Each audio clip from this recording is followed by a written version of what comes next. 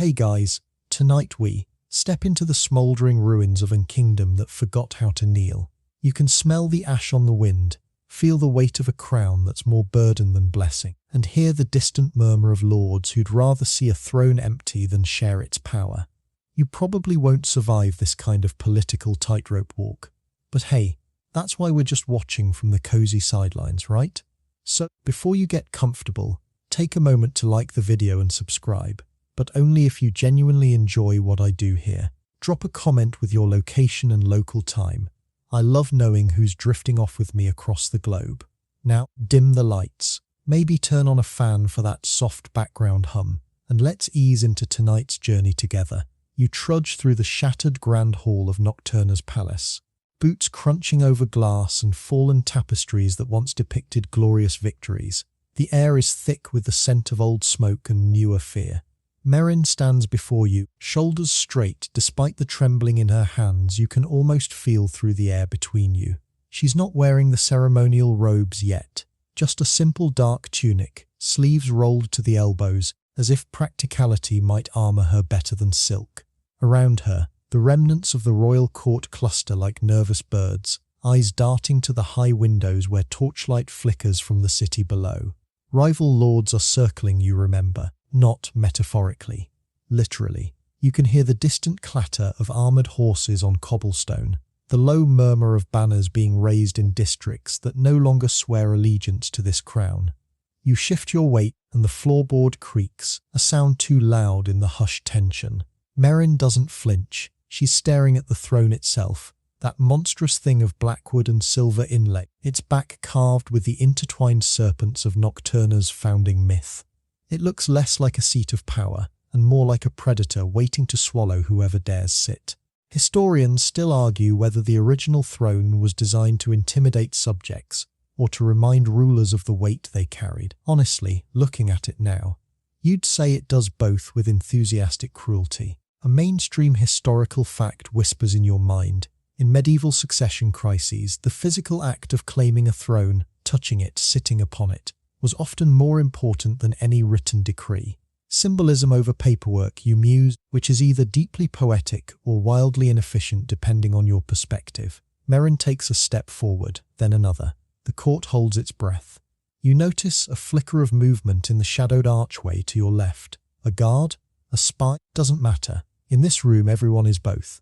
She reaches the dais, places a palm flat against the cold silver serpent coiled around the armrest. You expect a flourish, a speech, something cinematic. Instead, she just closes her eyes for a heartbeat. When they open, there's a new steadiness there, a quiet that feels louder than any proclamation. Nocturna stands, she says, voice low but carrying.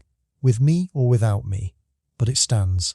A ripple goes through the assembled nobles. Some nod, some scowl, one actually scoffs, though he quickly masks it as a cough when Meryn's gaze flicks his way.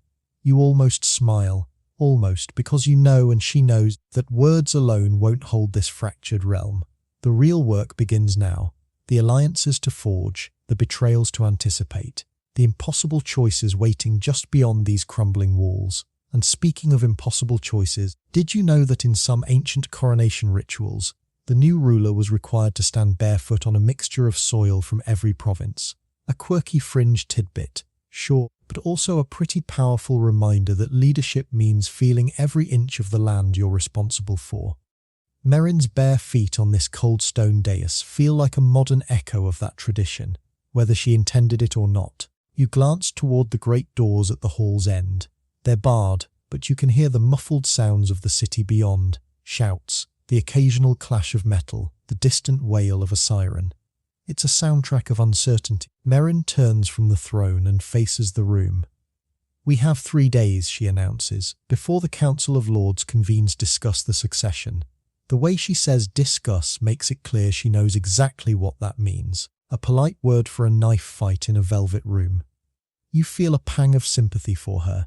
Being queen isn't about wearing pretty crowns and waving from balconies. It's about making decisions that will haunt you, knowing that every option has a cost written in someone's livelihood, maybe even someone's life. And if you think modern office politics are brutal, try navigating a court where a misplaced word can literally get you exiled, or worse. just saying. She begins to move through the room, speaking quietly with advisors, her voice a steady murmur against the backdrop of tension. You follow, not because you're ordered to, but because you're drawn to the quiet certainty she's projecting, like a candle flame in a drafty castle. One of the older nobles, a woman with silver hair coiled tightly at her nape, leans in to whisper something. Meryn listens, nods, then replies with a question so sharp it makes the noblewoman blink. You catch the tail end. And if we assume loyalty where there is only convenience, what then? The noblewoman has no quick answer. Good. Meryn isn't looking for easy reassurances. She's mapping the terrain of truth, however uncomfortable. A light joke floats through your mind, unbidden. If ruling a kingdom came with a user manual, the first page would probably just say, "Good luck," in very small print. You suppress a chuckle. Not the time, but the absurdity isn't lost on you. Here you are, that feels both utterly alien and strangely familiar, because power dynamics, fear and hope are universal constants. Meryn pauses by a shattered stained glass window, looking out at the city. The moon is high, casting long shadows that make the ruins look even more dramatic. You wonder what she sees: a kingdom to save, a puzzle to solve, or just a whole lot of mess she inherited through no fault of her own. Probably all three. She turns back to the room, and her eyes meet yours for a fleeting second. There's no plea there, no demand for comfort, just a shared acknowledgement of the enormity ahead. You nod almost imperceptibly. She returns the gesture, then straightens her spine once more. "We begin at dawn," she says, and the room stirs with reluctant agreement. The meeting disperses, nobles melting into the shadows like ink in water. You're left with Meryn and the echoing silence of the hall. She doesn't sit on the throne, not yet. Instead, she walks to a side table where a map of Nocturna is spread, weighted with daggers at the corners, practical again. You join her, studying the parchment. Red ink marks disputed borders, black dots indicate loyal garrisons, and a single blue circle surrounds the capital. It looks less like a strategy and more like a diagnosis of a very sick patient.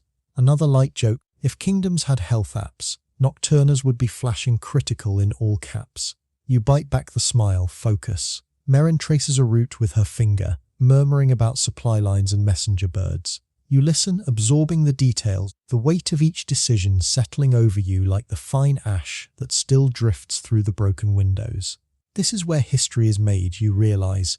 Not in the grand battles or the sweeping proclamations, but in these quiet, tense moments where one person chooses to keep going against all odds. And as the first hints of dawn begin to pale the sky beyond the ruins, you feel it, the fragile, fierce spark of possibility. Meryn hasn't won anything yet, but she's here, she's trying. And sometimes in the crown forged in ashes, that's enough to start. You're still leaning over that map with Meryn when the air in the hall changes. It's subtle at first, a shift in pressure, like the moment before a storm breaks. Then you hear it, the low, rhythmic thud of boots on stone. Not the skittering pace of courtiers, but something heavier, more deliberate. Meryn's head lifts, her fingers pausing over the blue circle marking the capital. You follow her gaze toward the great doors. They swing open without ceremony, and there he is. Stark Therion fills the doorway like a shadow given form. He's taller than you expected, broad-shouldered in a worn leather coat that's seen more battles than banquets. His hair is dark, pulled back loosely, and his eyes, sharp, assessing, scan the room before they land on Meryn. You feel the weight of that look, not hostile exactly, but utterly unimpressed by pomp or protocol.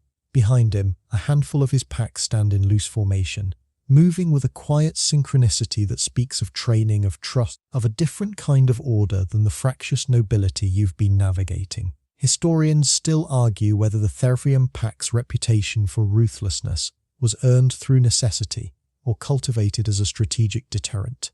Honestly, watching Stark stride into the room like he owns the very air, you can see why the question persists. Meryn doesn't bow. She doesn't flinch. She simply meets his gaze, and for a heartbeat, the only sound is the distant cry of a morning bird outside. Then Stark gives a single, shallow nod, not a salute, not a submission, just an acknowledgement. "Your Majesty," he says, and the title sounds foreign on his tongue, like a word he's testing for weight. You notice Meryn's jaw tightens almost imperceptibly. She's not used to hearing her new title from someone who clearly doesn't care about the traditions that come with it. You shift slightly, taking in the scene. The remaining courtiers have frozen, some clutching their robes like shields, others whispering behind gloved hands. One older lord actually takes a step back, as if Stark's presence might be contagious. It's a fascinating collision of worlds. The gilded, intricate dance of royal court life meeting the raw, direct energy of a pack that operates on loyalty and strength, not lineage and etiquette. A mainstream historical fact drifts through your mind. In many feudal societies, the integration of outsider military forces into royal structures was a delicate, often disastrous balancing act. Too much reliance, and the crown became a puppet. Too little, and the realm remained vulnerable. Meryn is walking that tightrope right now, with Stark as both potential anchor and potential threat. Stark steps fully into the hall, his boots echoing on the stone. He stops a respectful distance from the dais, but his posture is relaxed, confident. The northern borders are restless. He sits. No preamble, no flowery language. Scouts report armed groups moving under banners I don't recognize. They're not yours. He gestures vaguely toward the map. Meryn approaches, and you follow, staying just within earshot. She studies the northern region on the parchment, then looks up at Stark. And you're telling me this because your enemies are my enemies if they threaten the stability of this land, he replies, his voice low but clear. And because a fractured Nocturna is easier prey for whatever is stirring in the wilds. There's no sugarcoat, no diplomatic padding. It's refreshingly blunt, and you can see Meryn weighing the honesty against the audacity. Another light joke pops into your head. If royal diplomacy had a dating app profile, Stark's bio would just say, "Not here for games," with a picture of him glaring at a sunset. You almost snort. Almost Meryn folds her arms. "What do you want, Stark Therion?" The question hangs in the air, direct as a blade. He doesn't hesitate. "A seat at your council, not as a supplicant, as an ally." The request is bold, bordering on presumptuous in this setting. You glance at the nobles watching from the shadows. Their expressions range from outrage to intrigue. One of them, a man with a meticulously trimmed beard, mutters something about upstarts and proper channels. Stark's head turns slightly in that direction, and the man falls silent, suddenly very interested in a tapestry fragment on the wall. You notice the subtle power dynamic shifting. Stark doesn't need to raise his voice to command attention. His presence does the work. A quirky fringe tidbit surfaces in your memory. In some ancient cultures, wolves were seen as guides between worlds, symbols of both destruction and protection. Looking at Stark, you can see why that duality stuck. He's not a villain, not a hero in the traditional sense. He's a force, and forces don't fit neatly into courtly boxes. Meryn seems to recognize this too. She doesn't agree immediately, doesn't dismiss him outright. Instead, she asks a series of precise questions about troop numbers, supply routes, intelligence sources. Stark answers each one without flourish. His response is factual, concise. You're impressed despite yourself. This isn't the rambling report of a courtier trying to sound important. This is the distilled essence of someone who knows his craft. As they talk, you notice the pack members near the doorway. They're not standing at rigid attention like royal guards. They're relaxed but alert, communicating with subtle glances, a shared language of movement. One of them, a woman with a scar along her jawline, catches your eye and gives a faint, almost imperceptible nod.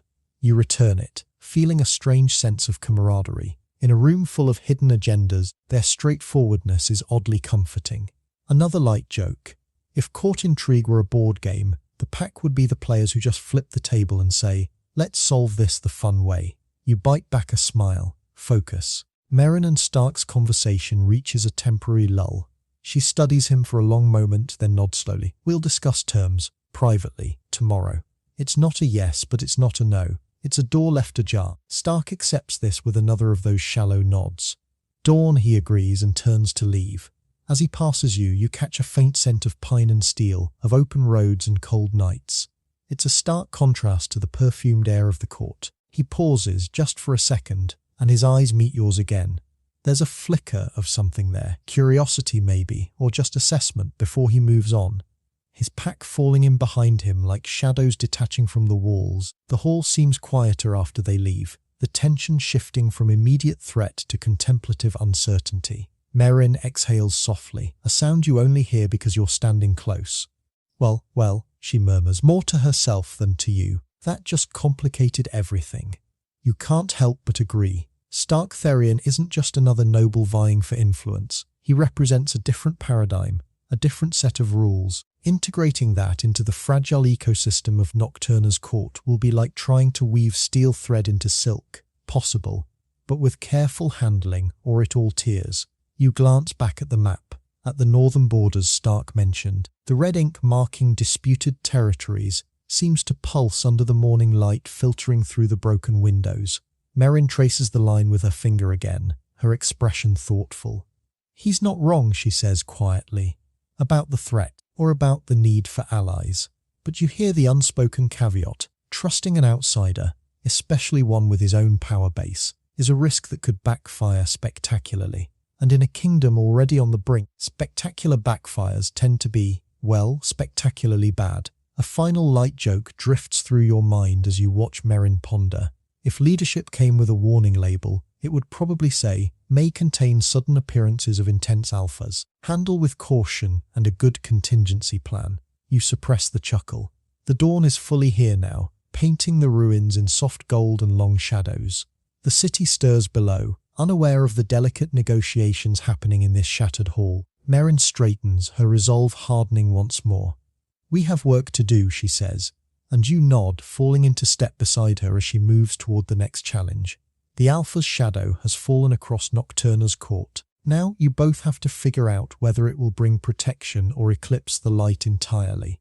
You follow Meryn out of the grand hall and into the palace's inner corridors, where the air grows warmer, heavier with the scent of beeswax and old perfume.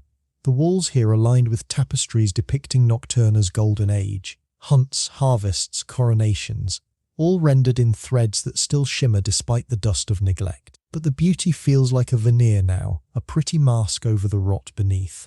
You walk half a step behind Meryn, watching how she moves, not with the tentative steps of a newcomer, but with the deliberate pace of someone who knows every eye is tracking her, every whisper meant for her ears. And oh, the whispers. They ripple through the halls like water over stone, soft but persistent, shaping the landscape of power one murmured word at a time.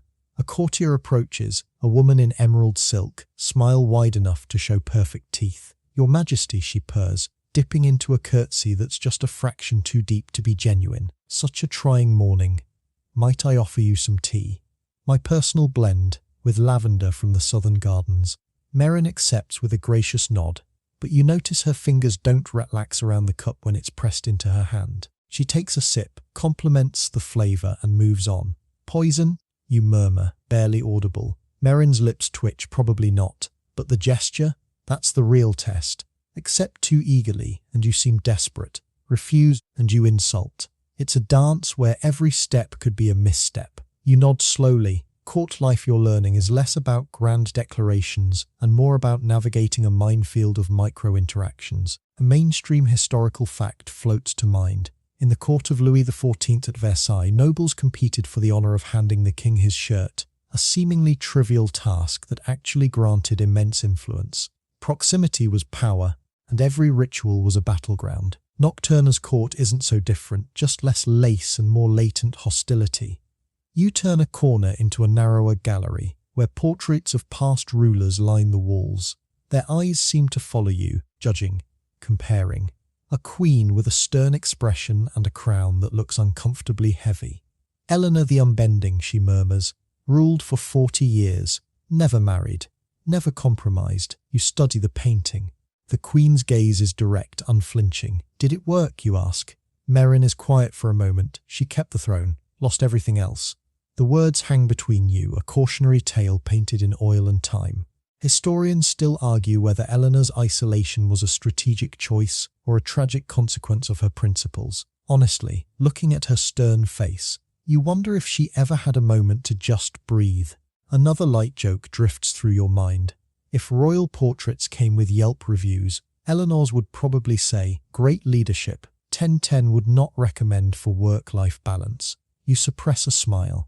Not the time. A group of younger nobles passes, laughing too loudly, their eyes flicking to Meryn with a mix of curiosity and calculation. One of them, a man with artfully tasseled hair, offers a bow that's more flourish than respect. "Your Majesty," he says, voice smooth as honey, "we were just discussing the upcoming festival. Perhaps you'd honour us with your presence." It would reassure the people. The invitation sounds generous, but you catch the subtle emphasis on reassure. It's not a request, it's a test. Show up and you're playing their game. Decline and you're aloof, out of touch. Meryn's response is a masterpiece of diplomatic non-committal. "I'll consider it," she says, with a smile that doesn't reach her eyes. "The needs of the kingdom come first, of course."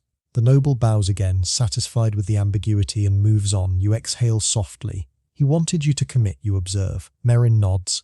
"And I didn't." Small victories. You continue deeper into the palace, into chambers where the gilding is thicker, the carpet softer, the air sweeter with incense. This is where the real negotiations happen, you realize. Not in the grand hall, but in these intimate spaces where a whispered word can shift alliances. A quirky fringe tidbit surfaces. In some Renaissance courts, nobles would wear gloves infused with subtle poisons, so a simple handshake could be lethal. You glance at the hands of the courtiers you pass, suddenly hyper-aware. Probably not the case here, probably. But the paranoia is part of the atmosphere, a low hum beneath the surface chatter. Meryn stops before a set of double doors carved with intertwining vines. She pushes one open, revealing a small council chamber.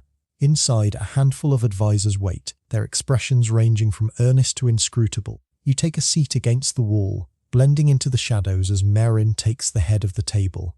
The discussion begins: logistics, resources, intelligence reports.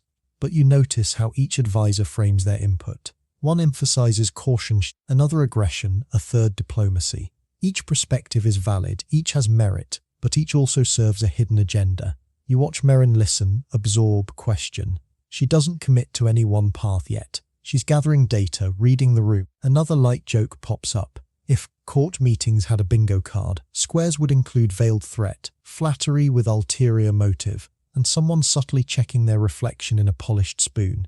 You bite back a chuckle. Focus. Advisor. A woman with sharp eyes and sharper tongue leans forward. "The Western lords are demanding audience," she says. "They claim loyalty, but their troops remain mobilized." Meryn's expression doesn't change. "And what do they want in exchange for that loyalty?" The advisor hesitates. "Land, titles, guarantees." Meryn nods slowly. "So they're not offering loyalty, they're offering a transaction." The grows quiet. You can feel the weight of that distinction. In a kingdom fracturing at the seams, every alliance is a negotiation, every promise a potential pivot point. Historians still argue whether medieval rulers were more often betrayed by ambition or by circumstance. Honestly, watching Meryn navigate this web, you'd say it's usually both, wrapped in a bow of plausible deniability. The meeting stretches on, a delicate ballet of words and implications. You notice how Meryn uses silence as a tool, letting pauses stretch until someone fills them, often revealing more than they intended. It's masterful in a quiet, understated way. When the session finally adjourns, the advisors depart with bows and murmured assurances. But you see the tension in their shoulders, the quick glances exchanged. Alliances are being tested, loyalties weighed. Meryn remains seated for a moment, staring at the empty chairs. "Everyone wants something," she says softly, more to herself than to you, "and everyone thinks they're being clever about it." You step closer. "Are they?" She looks up, a faint, weary smile on her lips. "Some are, some aren't. The trick is telling the difference before the knife finds your back." You exit the chamber and walk along a balcony overlooking the inner courtyard below. Servants move with purpose.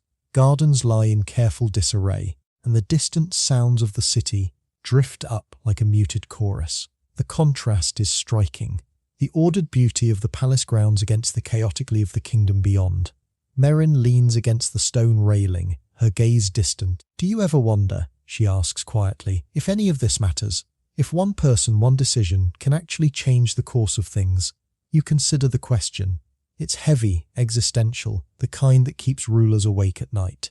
"I think," you say slowly, "that it's not about changing the whole course. It's about steering, just a little, in the right direction. Even a small adjustment can matter over time." She nods, not entirely convinced, but appreciative of the attempt. Another light joke surfaces. If leadership had a GPS, it would probably just say, "every 5 minutes." You almost say it aloud, but the moment feels too tender for humour. Instead, you stand beside her in companionable silence, watching the shadows lengthen as the afternoon wears on. The Court of Whispered Knives isn't just a place. It's a state of mind, a constant awareness that every interaction is layered, every word weighted. And Meryn is learning to navigate it, one careful step at a time. As the sun begins to dip toward the horizon, casting the courtyard in golden light, she straightens, her resolve hardening once more. "Come," she says. "There's still work to do." And you follow, because in this gilded maze of hidden blades, sometimes the only way forward is together, one whispered truth at a time. You walk with Meryn back through the winding corridors as dusk settles over Nocturna, painting the stone walls in shades of amber and indigo. The palace grows quieter now, the daytime bustle giving way to the soft shuffle of night guards and the distant chime of bells marking the hour. But the silence isn't peaceful. It's expectant, heavy with the weight of decisions deferred, words unspoken, paths not taken. Meryn moves with a steady pace, but you notice the slight tension in her shoulders, the way her fingers occasionally brush against the simple silver chain at her throat. A nervous habit, perhaps, or a grounding touchstone. You stay close, not speaking, letting the quiet companionability fill the space between you. Sometimes, in the crown forged in ashes, silence is the only honest language left. She leads you to a small private study tucked away in a quieter wing of the palace. The room is modest by royal standards. A sturdy desk, a few shelves of well-worn books, a single window overlooking the moonlit gardens. A fire crackles in the hearth, casting dancing shadows that make the room feel both cozy and confined. Meryn closes the door softly behind you, and the sound seems to seal you both in a bubble of temporary sanctuary. She doesn't sit at the desk. Instead, she walks to the window, resting her palms on the stone sill, gazing out at the darkened grounds. "They're offering me shortcuts," she says quietly, her reflection faint in the glass. "Easy answers, quick fixes that would solve today's problem but mortgage tomorrow's peace." You lean against the bookshelf, listening. What kind of shortcuts? She turns slightly. A marriage alliance with the Eastern Lord who just happens to control the grain supplies. A pardon for the rebel commander in exchange for his troops. A public spectacle to distract from the unrest. Each option is practical, tempting even, but you hear the hesitation in her voice, the quiet refusal beneath the words. A mainstream historical fact drifts through your mind. In times of crisis, medieval rulers often faced the bread and circuses dilemma: provide immediate relief or entertainment to placate the masses, or invest in long-term stability that might not yield visible results for years. It's a tension as old as governance itself. Meryn is wrestling with that exact balance now. She could choose the easy path, the popular move, the quick win, but you see in her eyes that she's measuring each option against a deeper standard, one that values integrity over expediency. Historians still argue whether rulers who prioritize long-term vision over short-term popularity are brave or foolhardy. Honestly, watching Meryn weigh these choices, you'd say it's a bit of both, wrapped in the unbearable loneliness of command. She pushes away from the window and moves to the desk, where a stack of scrolls and letters awaits. She doesn't open them. Instead, she runs a hand over the parchment, feeling the texture, the weight. "Every compromise chips away at something," she murmurs. "Not just principles, but trust. If I say yes to the easy thing now, what do I say no to later?" You nod, understanding the slippery slope. Another light joke floats through your mind. If leadership decisions came with a terms and conditions agreement, nobody would actually read it until it was too late. You suppress a smile, not the time. Meryn picks up a letter, breaks the seal, scans the contents. Her expression tightens almost imperceptibly. She sets it down without comment. You don't ask. Some rejections don't need words. The quiet act of setting something aside is statement enough. A quirky fringe tidbit surfaces. In some ancient cultures, newly crowned rulers were required to spend a night alone in a sacred grove, listening to the wind as a reminder that ultimate responsibility cannot be shared. You look at Meryn in this quiet room, the firelight flickering across her face, and you see that same solitary vigil. She's not just rejecting compromises, she's forging a different kind of rule, one built on her own terms, however difficult. It's a lonely path, but perhaps the only one that leads where she wants to go. Another light joke. If royal decision-making had a user interface, the undo button would probably be grayed out permanently. You bite back the chuckle. Focus. Meryn finally sits at the desk, pulling a fresh sheet of parchment toward her. She dips a quill in ink, pauses, then begins to write. The scratch of nib on paper is a soft, rhythmic sound in the quiet room. You watch her work, the concentration in her brow, the careful formation of each letter. She's drafting a response, not to one lord, but to all of them. A statement of intent, a boundary drawn in ink. You can't read the words from where you stand, but you sense their weight. Firm but not harsh, principled but not rigid. She's not offering easy answers. She's inviting harder conversations. It's a subtle but crucial distinction. Another light joke drifts through your mind. If court diplomacy were a cooking show, Meryn would be the chef who refuses to use pre-made sauce, insisting on simmering everything from scratch, even if it takes longer and everyone's hungry now. You almost smile. Almost. She finishes writing, sets the quill down, and leans back, exhaling slowly. The fire pops, sending a shower of sparks up the chimney. For a moment, she just sits there, eyes closed, face tilted toward the warmth. You see the fatigue then, the human cost of all this resolve. Being queen isn't just about making tough choices. It's about carrying the aftermath, the isolation, the quiet doubt that whispers in the stillness. You step closer, not to intrude, but to offer a silent presence. She opens her eyes, meets your gaze, and there's a flicker of gratitude there, quickly masked. But thank you, she says softly. For no reason, and every reason you nod. No words needed. Historians still argue whether the most effective rulers are those who surround themselves with yes-men, or those who welcome dissent. Honestly, watching Meryn navigate this solitary path, you'd say the truth lies somewhere in the uncomfortable middle, listening to all voices, but ultimately answering to your own conscience. She stands, rolling her shoulders as if shaking off the weight of the day. The easy compromises are always the loudest, she observes, moving back to the window. They promise quick relief, immediate approval, but they're like sugar, sweet in the moment, empty in the end. You join her at the window, looking out at the moonlit gardens. The world beyond these walls is complex, messy, demanding. But in this quiet room, with the fire crackling and the night deepening, there's a clarity to her resolve that feels almost tangible. Another light joke surfaces. If leadership came with a soundtrack, Meryn's would probably be a slow, determined drumbeat under a melody of occasional sighs. You suppress the chuckle. The hour grows late, the palace settling into its nighttime rhythms. Meryn turns from the window, her expression steadier now. The isolation acknowledged but not overwhelming. Tomorrow, she says, we face the Council of Lords. They'll push for those easy answers. They'll test my resolve. She meets your gaze again. But I'd rather stand alone with my principles than sit comfortably with borrowed power. It's a quiet declaration, not for the court, not for history, but for herself. And in that moment, you understand, the crown-heavy resolve harder isn't just a phrase. It's a choice, made again and again in small rooms with firelight and silence. You follow her as she leaves the study, walking back through the dim corridors toward her chambers. The palace is mostly asleep now, the whispers stilled, the knives sheathed for tonight at least. Meryn pauses at her door, looking back at you. Rest, she says gently. Tomorrow will demand everything.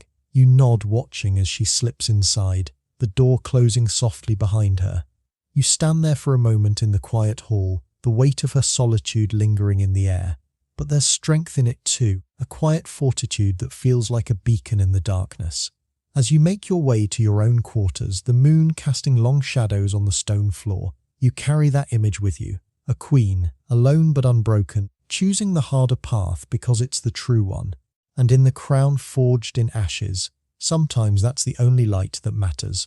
You find yourself drawn to the palace's eastern balcony later that night, unable to sleep, the weight of the day still clinging to your thoughts like mist. The air is cool, carrying the faint scent of night-blooming jasmine from the gardens below. Moonlight spills over the stone railing, painting everything in silver and shadow. You're not surprised to see her there, Meryn leaning against the balustrade, gazing out at the sleeping city. She doesn't turn as you approach, but you sense she knows you're there. Some connections you're learning don't require words. You settle beside her, leaving a respectful distance, but the space between you feels charged anyway, like the quiet before lightning. Below, the city is mostly still, though distant lights flicker in a few windows. Late workers, worried parents, insomniacs like yourselves.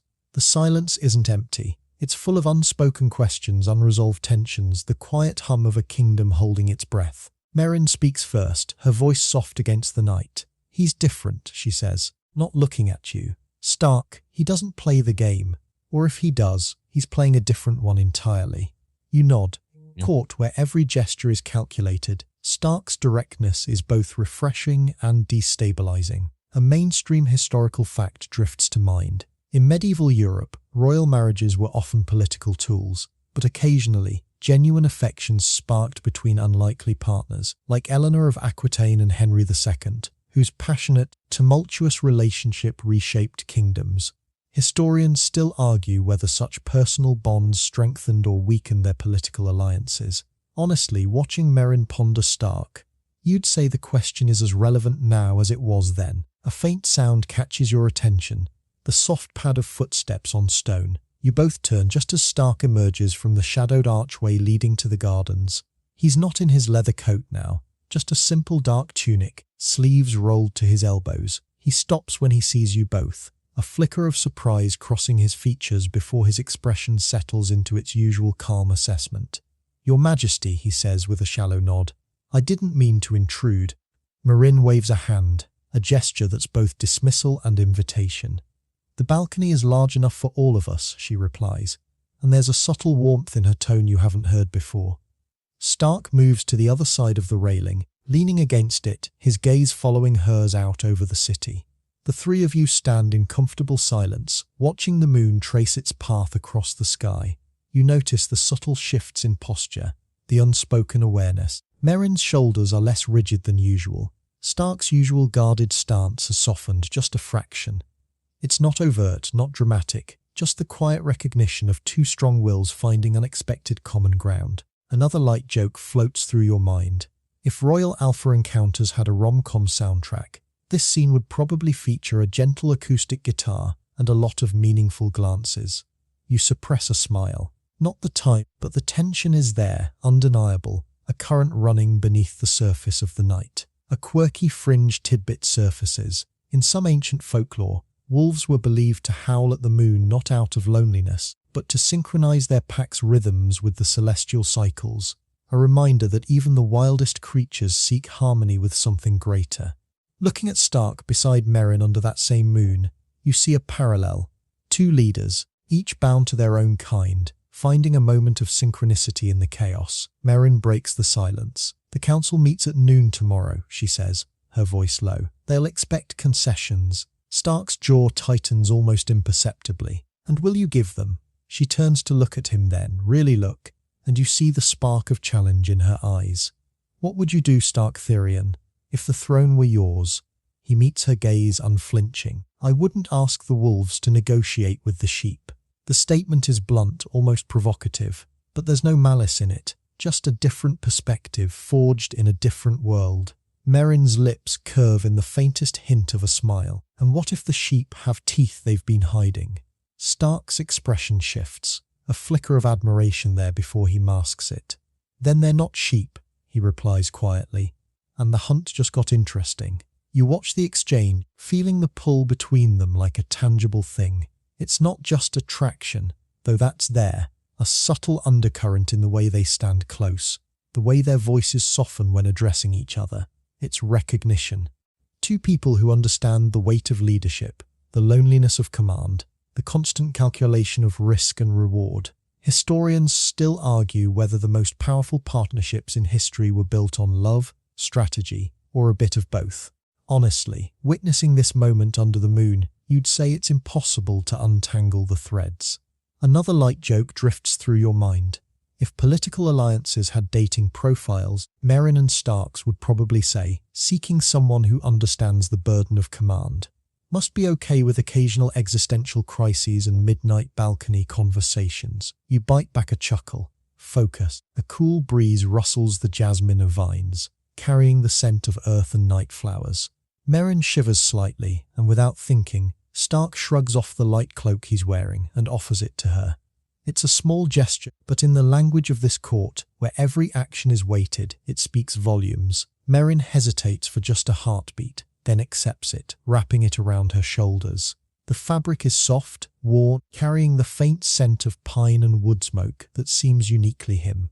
She meets his eyes, and for a moment, the world narrows to just the two of them on that moonlit balcony. You feel like an intruder, but also like a witness to something rare and precious. The first fragile spark of a connection that could change everything. Another light joke surfaces. If royal romance had a warning label, it would probably say may cause sudden alliances, unexpected loyalties, and occasional dramatic rescues. Proceed with caution and a good sense of timing. You almost smile. Almost. Meryn adjusts the cloak around her shoulders, her fingers brushing against Stark's for the briefest second. The contact is fleeting, but you see the subtle shift in both of them. A shared breath, a moment of stillness. Then the moment passes as moments do, and they step back into their respective roles. "We should rest," Meryn says, her voice steady again, though her eyes linger on Stark for a heartbeat longer than necessary. "Tomorrow will demand our best." Stark nods. "Dawn then," he agrees, and there's a promise in the words that feels like more than just a meeting time. He gives another of those shallow nods, then turns and melts back into the shadows from which he came, as silent as a wolf on the prowl. Meryn watches him go, her expression thoughtful, before turning back to the city. You stand beside her in companionable silence, the night wrapping around you like a blanket. The first sparks in the dark aren't fireworks, they're embers, glowing softly, waiting for the right wind to catch them. And in the crown forged in ashes, sometimes those embers are the most dangerous, most hopeful things of all. Another light joke drifts through your mind. If leadership romance had a genre, this would be slow-burn political fantasy with occasional moonlit balcony scenes. You suppress the chuckle. The hour grows late, the moon climbing higher in the sky. Meryn finally turns from the railing, the cloak still around her shoulders. "Thank you," she says softly, "for the company, for the silence, for witnessing." You nod, no words needed. As you walk back inside together, the palace quiet around you, you feel the shift in the air, not just the political tension, but something new, something fragile and potent beginning to take root. The path ahead is uncertain, fraught with danger and difficult choices. But for now, in the quiet aftermath of moonlit moment, there's a sense of possibility, a whisper of what might be. And in the crown forged in ashes, sometimes that whisper is enough to light the way forward, one careful step at a time. You stand in the same council chamber from yesterday, but the atmosphere has shifted. Less whispered intrigue, more charged anticipation. The morning light filters through high windows, casting long rectangles of gold across the worn oak table. Meryn sits at the head, her posture straight but not rigid, the silver chain at her throat catching the light with every subtle breath. Across from her, Stark leans back in his chair, arms crossed, his expression unreadable but his presence undeniable. Between them, on the table, lies a single sheet of parchment, the terms of their truce, written in careful script, weighted with implications. You hover near the wall, a silent witness to a moment that could stabilize a kingdom or shatter it entirely. The room is sparsely populated, a handful of Meryn's most trusted advisors, two of Stark's pack members standing like shadows near the door, and you. No grand audience, no ceremonial fanfare, just the quiet scratch of a quill as Meryn adds a final clause, her handwriting steady despite the weight of the decision. Stark watches her, his gaze sharp but not unkind. When she sets the quill down, she slides the parchment toward him. He doesn't reach for it immediate her eyes. "This binds us both," he says, his voice low but clear. "Not just in word, but in action." Meryn nods. That's the point. A mainstream historical fact drifts through your mind. In medieval diplomacy, blood oaths were sometimes used to seal alliances, with both parties cutting their palms and pressing them together. A visceral reminder that trust, once broken, would cost more than words. You notice neither Meryn nor Stark go that far. Their pact is written in ink, not blood. But the gravity feels the same. Stark finally picks up the parchment, scans it once more, then gives a single firm nod. He signs his name with a bold, decisive stroke. No flourish, just certainty. Meryn does the same beside it. The two signatures sit side by side on the page, a visual representation of an alliance that feels both fragile and formidable. Historians still argue whether written treaties or personal bonds were more effective at maintaining medieval alliances. Honestly, watching these two commit on paper, while their eyes hold a silent understanding, you'd say it's the combination that matters. Another light joke floats through your mind. If political treaties had visual reactions, this one would probably get a firm handshake followed immediately by a tight-lipped grimace. You suppress a smile, not the time. As if on cue, the chamber door creaks open. A courtier enters, a man you recognize from yesterday's whispers, the one with the meticulously trimmed beard who muttered about upstarts. He bows deeply, but his eyes flick between Meryn and Stark with barely concealed disdain. "Your Majesty," he says, his voice smooth as polished stone. The Eastern delegation requires an audience. Heard rumours. The pause is deliberate, loaded. Meryn's expression doesn't change, but you see the subtle tightening of her fingers on the table's edge. "Rumours are like weeds," she replies calmly. "They thrive on neglect. We'll address the delegation after we've concluded our business." The courtier bows again, but the message is clear. The truce is already under scrutiny, already being tested. He withdraws, closing the door softly behind him. Stark's jaw tightens almost imperceptibly. "They'll try to drive a wedge," he observes, his voice low. Meryn nods. "They always do." She stands, rolling up the signed parchment with careful precision. But a wedge only works if the wood is already split. There's steel in her tone now, a quiet resolve that feels like armor. You feel a surge of admiration for both of them, for choosing to trust when distrust would be easier. A quirky fringe tidbit surfaces. In some ancient cultures, treaties were sealed with a shared meal, where eating from the same plate symbolized unity. You glance at the modest spread of bread and fruit on a side table. No grand feast here, but the symbolism isn't lost on you. Two leaders, breaking bread in a room full of potential betrayals, choosing to believe, just for now, in the possibility of partnership. Another light joke drifts through your mind. If alliance building had a tutorial level, this would be the part where the game warns you. Warning: NPCs may attempt to sabotage your progress. Save frequently. You bite back a chuckle. Focus. Meryn tucks the parchment into a leather tube, sealing it with wax stamped with her signet ring. Stark watches the process, his expression thoughtful. "What's the first test?" he asks. Meryn meets his gaze. "The Council of Lords convenes at noon. They'll demand to know why I've allied with an outsider." She says the word with air quotes you can almost hear, mimicking the disdainful tone she expects from the nobles. Stark's lips curve in the faintest hint of a smile. "Let them demand," he says quietly. "We'll answer with results, not apologies."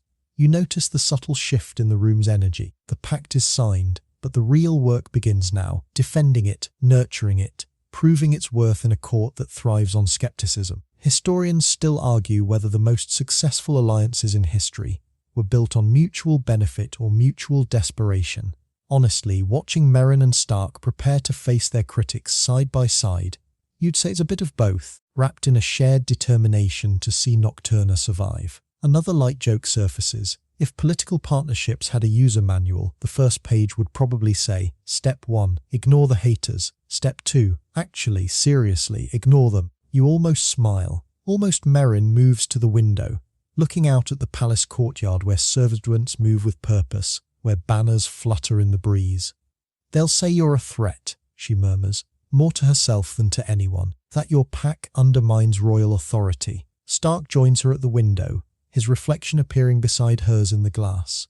"And they'd be right," he replies, his voice steady.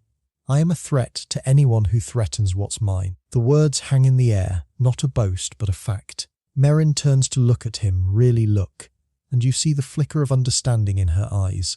She's not asking him to be less than he is. She's asking him to stand with her as he is. It's a subtle but crucial distinction. A final light joke drifts through your mind as you watch them.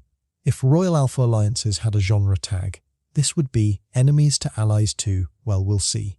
You suppress the chuckle. The morning wears on, the light shifting across the chamber floor. Meryn and Stark finalize their strategy. Brief, efficient, focused on action over rhetoric. When they're done, they share a look that's more than professional, less than personal. A recognition of the road ahead, and the choice to walk it together. As they prepare to face the council, you feel the fragile strength of their pact, like a thread of steel woven through silk. It might not hold forever, but for now, in the quiet aftermath of signatures and shared resolve, it's enough. And in the world of wolves and whispers, sometimes enough is the bravest foundation of all. You linger in the council chamber long after the others have departed, the afternoon light giving way to the soft glow of oil lamps.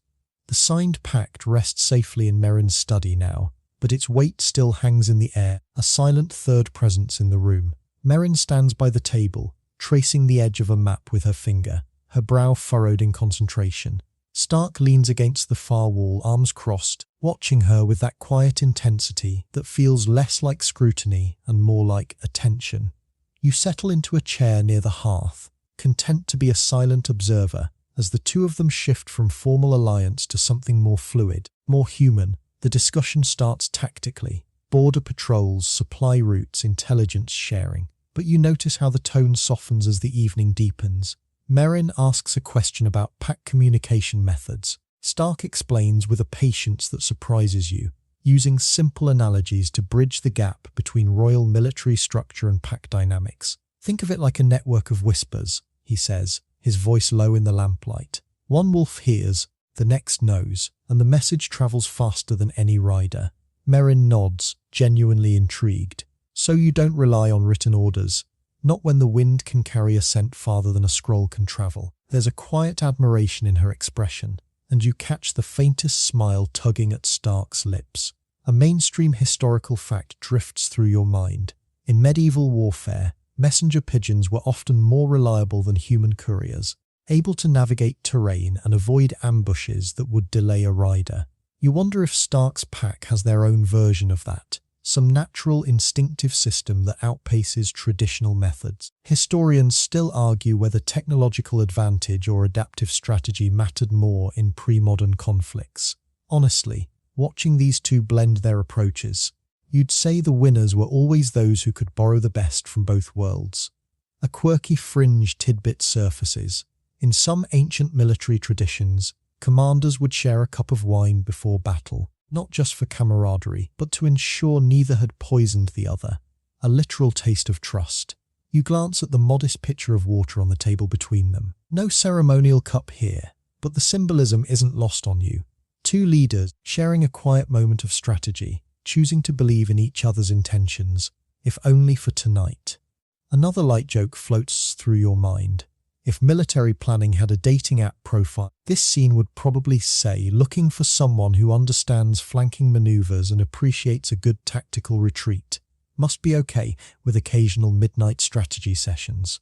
You suppress a smile. Not the time. Meryn moves closer to the map, pointing out a vulnerable stretch of border. If we reinforce here, she murmurs, we leave the eastern pass exposed. Stark steps beside her, his shoulder almost brushing hers. Unless we use the terrain, he replies, his voice low. The ravine there, narrow, rocky. A small force could hold it against a larger one if they know the land. You watch them lean over the parchment, heads close, fingers tracing routes. The tactical debate is real, substantive, but there's an undercurrent to it now. A warmth that wasn't there in the formal council sessions. Meryn asks a follow-up question, and Stark answers, but his gaze lingers on her profile for a heartbeat longer than necessary. She notices. You notice. The air shifts just slightly. Historians still argue whether the most effective military partnerships in history were built on mutual respect or personal affection.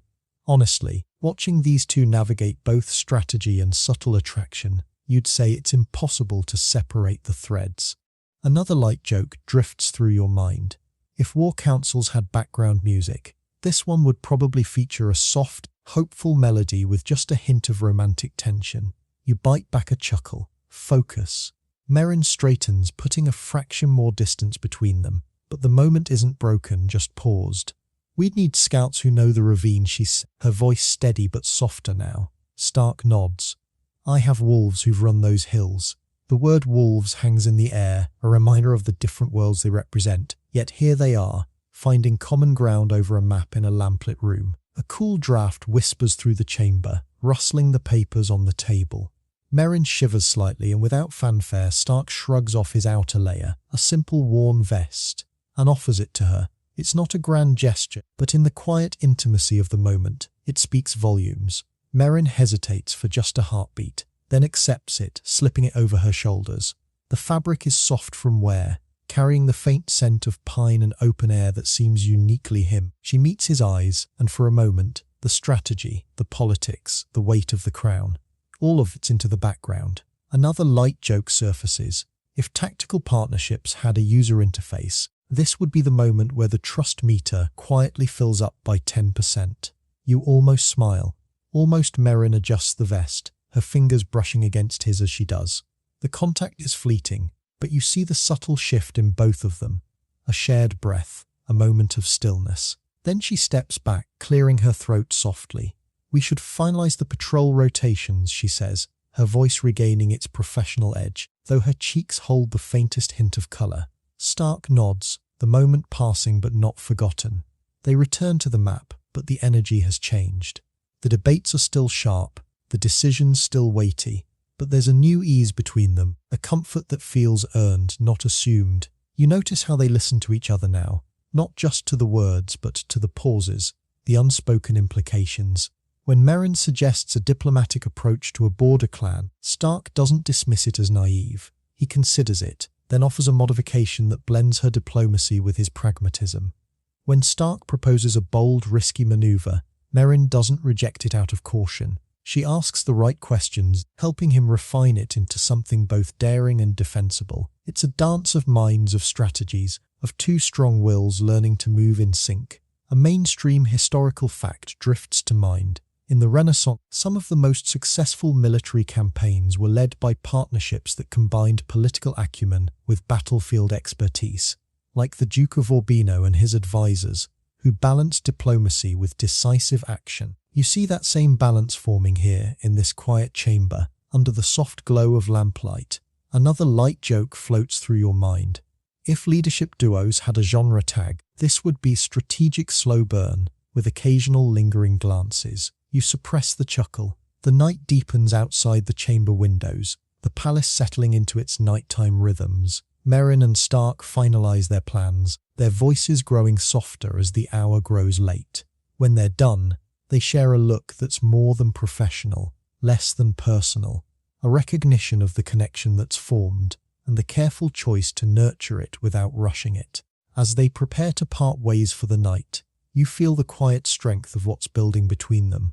Not just an alliance, but a partnership forged in strategy and sealed in stolen moments of understanding. Meryn thanks Stark for his insights, her voice warm but measured. Stark acknowledges her leadership with a nod that feels like respect, not submission. They exchange a few more quiet words, practical, necessary, and then Stark turns to leave, his steps silent on the stone floor.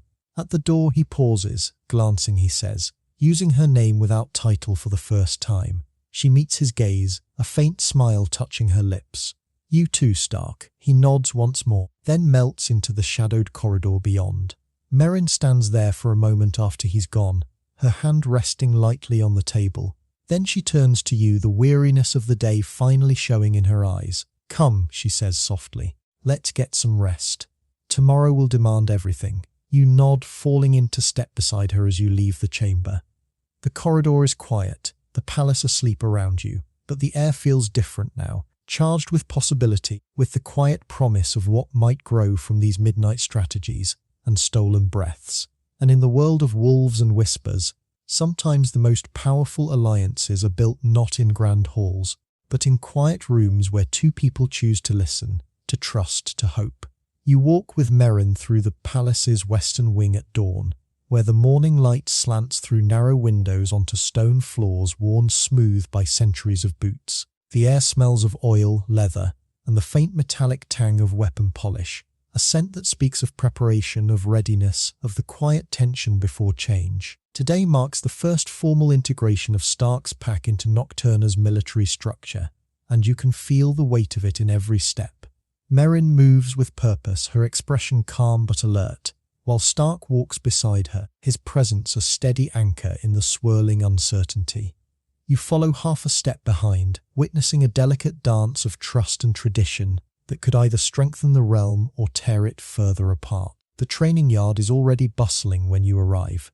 A sprawling courtyard of packed earth and weathered wooden posts, where royal guards does drill in precise formations. But today the rhythm is different. Among the uniformed soldiers, you see Stark's pack members moving with a fluid, instinctive grace that contrasts sharply with the rigid discipline of the court troops. Some of the royal guards eye them with suspicion, others with curiosity, and a few with outright hostility. You notice a young sergeant muttering to his companion, his gaze fixed on a pack member who's demonstrating a silent takedown technique. "They fight like animals," he says, not quietly enough. The pack member hears. Of course he does, and meets the sergeant's eyes with a calm, unflinching stare. No words are exchanged, but the message is clear. Respect is earned, not demanded. A mainstream historical fact drifts through your mind. When the Roman Empire integrated auxiliary forces from conquered territories, they often faced similar tensions. Local troops distrusting outsiders, even when those outsiders brought valuable skills. Historians still argue whether the Roman military's strength came from its rigid hierarchy or its ability to adapt and incorporate diverse fighting styles. Honestly, watching this uneasy merger in Nocturna's yard, you'd say the answer lies somewhere in the messy middle. Meryn steps onto the raised platform overlooking the yard, and a herald calls for attention. The drills pause, soldiers and pack members alike turning toward her. She doesn't launch into a grand speech. Instead, she speaks plainly, her voice carrying clearly in the morning air. "Today we begin to fight as one," she says. "Not because I command it, but because our survival depends on it." She gestures to Stark, who steps forward. He doesn't bow, he simply nods, acknowledging the assembly. "Your strength is yours," he tells them, his voice low but carrying. "Ours is ours." Together, they become something neither could achieve alone. It's not a promise of friendship, but a statement of practical necessity. And somehow, that honesty resonates more than any flowery rhetoric could. You notice a few of the royal guards exchanging glances, their expressions shifting from skepticism to cautious consideration. A quirky fringe tidbit surfaces. In some medieval armies, units were deliberately mixed, archers with spearmen, cavalry with infantry, not just for tactical balance, but to prevent any single group from becoming too powerful or rebellious. You watch as Meryn and Stark begin pairing soldiers with pack members for joint drills. The combination's deliberate, thoughtful. A royal archer is matched with a pack scout known for tracking. A heavy infantryman trains alongside a pack fighter skilled in close-quarters combat. The initial interactions are awkward, stilted. Words exchanged with careful politeness, movements hesitant. But as the drills progress, you see small breakthroughs. A shared nod of approval after a successful maneuver, a muttered tip offered and accepted, a moment of laughter when a technique goes humorously wrong. Another light joke floats through your mind. If military integration had a tutorial pop-up, it would probably say, "Tip. Shared goals build truster than forced camaraderie. Also, avoid scheduling joint drills right after lunch." You suppress a smile. Not the time. You move through the yard, observing the shifting dynamics. One royal lieutenant, a woman with a scar along her jawline, is working with a pack member on reconnaissance tactics. At first, she's all crisp commands and textbook procedures. He responds with intuitive suggestions based on terrain and instinct. There's friction, yes, but also a growing respect as they realize their approaches complement rather than contradict. "You see the forest," she says at one point, her tone softer now. "I see the map. Together we see the battlefield." He nods, a flicker of admiration in his eyes. Moments like these are small, but they're the seeds of something larger. A fragile trust taking root in unlikely soil. Historians still argue whether successful military integration depends more on shared training or shared hardship. Honestly, watching these pairs learn to rely on each other, you'd say it's the combination that forges real unity. Another light joke drifts through your mind. If team-building exercises had a rating system, this one would probably get 4 out of 5 stars for authentic tension, and 5 out of 5 for potential for dramatic character growth. You bite back a chuckle. Focus. As the morning wears on, you notice the subtle shifts in loyalty lines. Some royal guards who were initially hostile begin to appreciate the pack's skills. Some pack members who distrusted the court's formality start to see the value in structured strategy. It's not a complete transformation, Old suspicions don't vanish overnight, but it's progress, measured in shared glances, in coordinated movements, in the quiet acknowledgement of mutual competence. Meryn and Stark move through the yard, observing, offering guidance when needed, but mostly letting the process unfold naturally. You see them exchange a look at one point, a brief, satisfied glance that says more than words could. A final light joke surfaces. If military mergers had a progress bar, this one would probably be at 15% complete. Trust loading. Please wait. You almost smile. Almost. The drills conclude with a joint exercise, a simulated border patrol scenario that requires both royal discipline and pack instinct to succeed. At first, the teams struggle, communication faltering, strategies clashing, but gradually they find a rhythm, blending the best of both worlds. When the exercise ends, there's a tangible shift in the yard, a sense of accomplishment, of possibility. One of the royal sergeants approaches a pack member, offering a hand in a gesture of respect. The pack member accepts it, their grip firm, their eyes meeting in silent understanding. It's a small moment, but in the world of wolves and whispers, small moments can ripple outward, changing everything. As the yard empties and the afternoon light begins to soften, Meryn and Stark stand together at the edge, watching the last pairs disperse. "It's working," Meryn murmurs, her voice quiet with relief. "Not perfectly, but it's working." Stark nods, his gaze following a group of soldiers and pack members walking side by side toward the barracks. "Trust isn't given," he replies. "It's built. One shared breath, one coordinated step at a time. You feel the weight of that truth, the patience it requires, the courage it demands."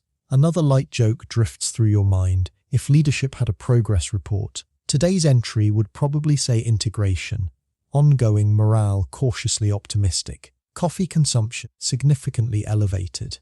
You suppress the chuckle. The day's work is done, but the real test lies ahead. Maintaining this fragile unity when pressure mounts, when old loyalties are tested, when the world beyond the palace walls demands more than drills and simulations. Meryn turns to you, a faint smile on her lips. "Come," she says softly. "Let's see how the evening council handles the news." You fall into step beside her and Stark as you leave the yard, the sounds of the training grounds fading behind you. The path ahead is uncertain, fraught with challenges both external and internal. But for now, in the quiet aftermath of shared effort and small victories, there's a sense of hope, a fragile, hard-won hope that enemies can become uneasy allies, and uneasy allies can become something stronger. And in the world of wolves and whispers, sometimes that's enough to keep moving forward, one careful, coordinated step at a time. You're walking with Meryn through the palace's eastern gallery after the evening council, the day's tension still humming in the air like a plucked string. The corridor is dimly lit by sconces, their flames casting dancing shadows on tapestries that depict Nocturna's legendary heroes, figures who always seem to know exactly when to draw their swords. Meryn moves with her usual grace, but you notice the slight fatigue in her step, the way her fingers occasionally brush the silver chain at her throat.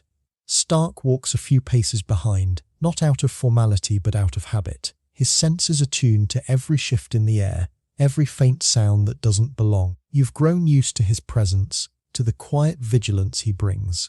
Tonight, that vigilance will matter more than any of you realize. A mainstream historical fact drifts through your mind. In medieval courts, assassination attempts were often carried out by those closest to the target, servants, advisors, even family, because proximity was the greatest weapon.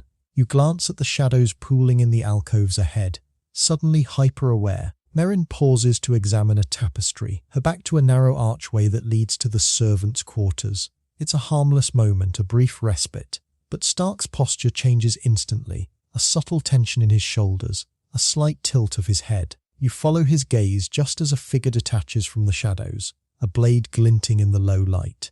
Time seems to slow. You open your mouth to shout, but Stark is already moving. He doesn't roar, doesn't announce himself. He simply crosses the distance between him and the attacker, with a speed that defies belief, his hand closing around the assailant's wrist with a grip that makes bone creak. The blade clatters to the stone floor. The attacker, a face you don't recognize, eyes wide with panic and determination, struggles, but Stark's hold is unbreakable. In one fluid motion, he disarms the threat, pins the individual against the wall, and lets out a low, warning growl that isn't quite human. It's a sound that vibrates in your chest, primal and undeniable. Historians still argue whether the most effective royal protections came from formal guards or from personal, loyal companions. Honestly, watching Stark in this moment, you'd say the answer is clear. Sometimes, the best defense is someone who cares too much to look away. Meryn hasn't flinched. She stands perfectly still, her eyes locked on the scene, her expression a mixture of shock and steely resolve. But you see the slight tremor in her hands, the quickened pulse at her throat. Stark glances at her, just for a heartbeat, and in that look is a universe of unspoken words. Are you hurt? Are you safe? She gives the faintest nod. I'm fine. His jaw tightens, and when he turns back to the attacker, his voice is low, dangerous, a promise wrapped in velvet. You chose the wrong target. The words aren't loud, but they carry a weight that makes the very air feel heavier. A quirky fringe tidbit surfaces. In some ancient cultures, rulers wore protective amulets not just for symbolism, but because they believed certain stones could deflect malice. You glance at Meryn's silver chain, wondering if it's just jewelry or if it holds a deeper meaning. Probably both, you muse. Another light joke floats through your mind. If royal security had a user manual, the first page would probably say Step 1. Hire someone who takes personal protection very literally. You suppress a smile. Not the time. Stark doesn't harm the attacker, not yet. He holds them firmly, calling for guards with a sharp whistle that brings royal soldiers running within seconds. As they take the assailant into custody, Stark finally steps back, his gaze sweeping the corridor, assessing for further threats. Only when he's satisfied does he turn fully to Meryn. We need to move, he says, his voice softer now but no less urgent. She nods, and you fall into step beside them as they quicken their pace toward the more secure inner chambers. The adrenaline is still humming in your veins, the near miss leaving a metallic taste in your mouth. Another light joke drifts through your mind. If assassination attempts had a rating system, this one would probably get 2 out of 5 stars for execution, but 5 out of 5 for dramatic tension. You bite back a chuckle, focus. In the safety of a guarded antechamber, Meryn finally allows herself a moment to breathe. She leans against a stone pillar, closing her eyes for just a second. Stark stands nearby, his posture still alert, but his attention is entirely on her. Who sent them? She asks quietly, her voice steady despite everything. Stark's expression darkens. Does it matter? They crossed a line. There's a finality in his tone, a boundary that has been breached. You realize this isn't just about politics anymore, it's personal. And when something becomes personal for Stark Therion, the consequences are never small. A mainstream historical fact comes to mind. In Renaissance Italy, the Medici family responded to assassination attempts not just with increased security but with strategic displays of power. Public trials, calculated mercy or swift justice to deter future plots. You watch Meryn consider her options, her mind working through the implications. Historians still argue whether mercy or severity was more effective at preventing future attacks on rulers. Honestly, given the look in Stark's eyes right now, you'd say the question might be moot. Some lines once crossed demand a response that transcends political calculation. Meryn opens her eyes, meeting Stark's gaze. We handle this together, she says, her voice firm.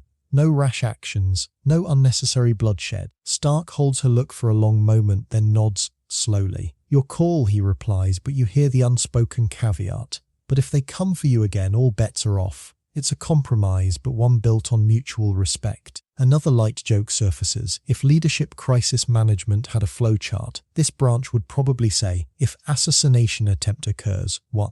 Ensure safety. 2.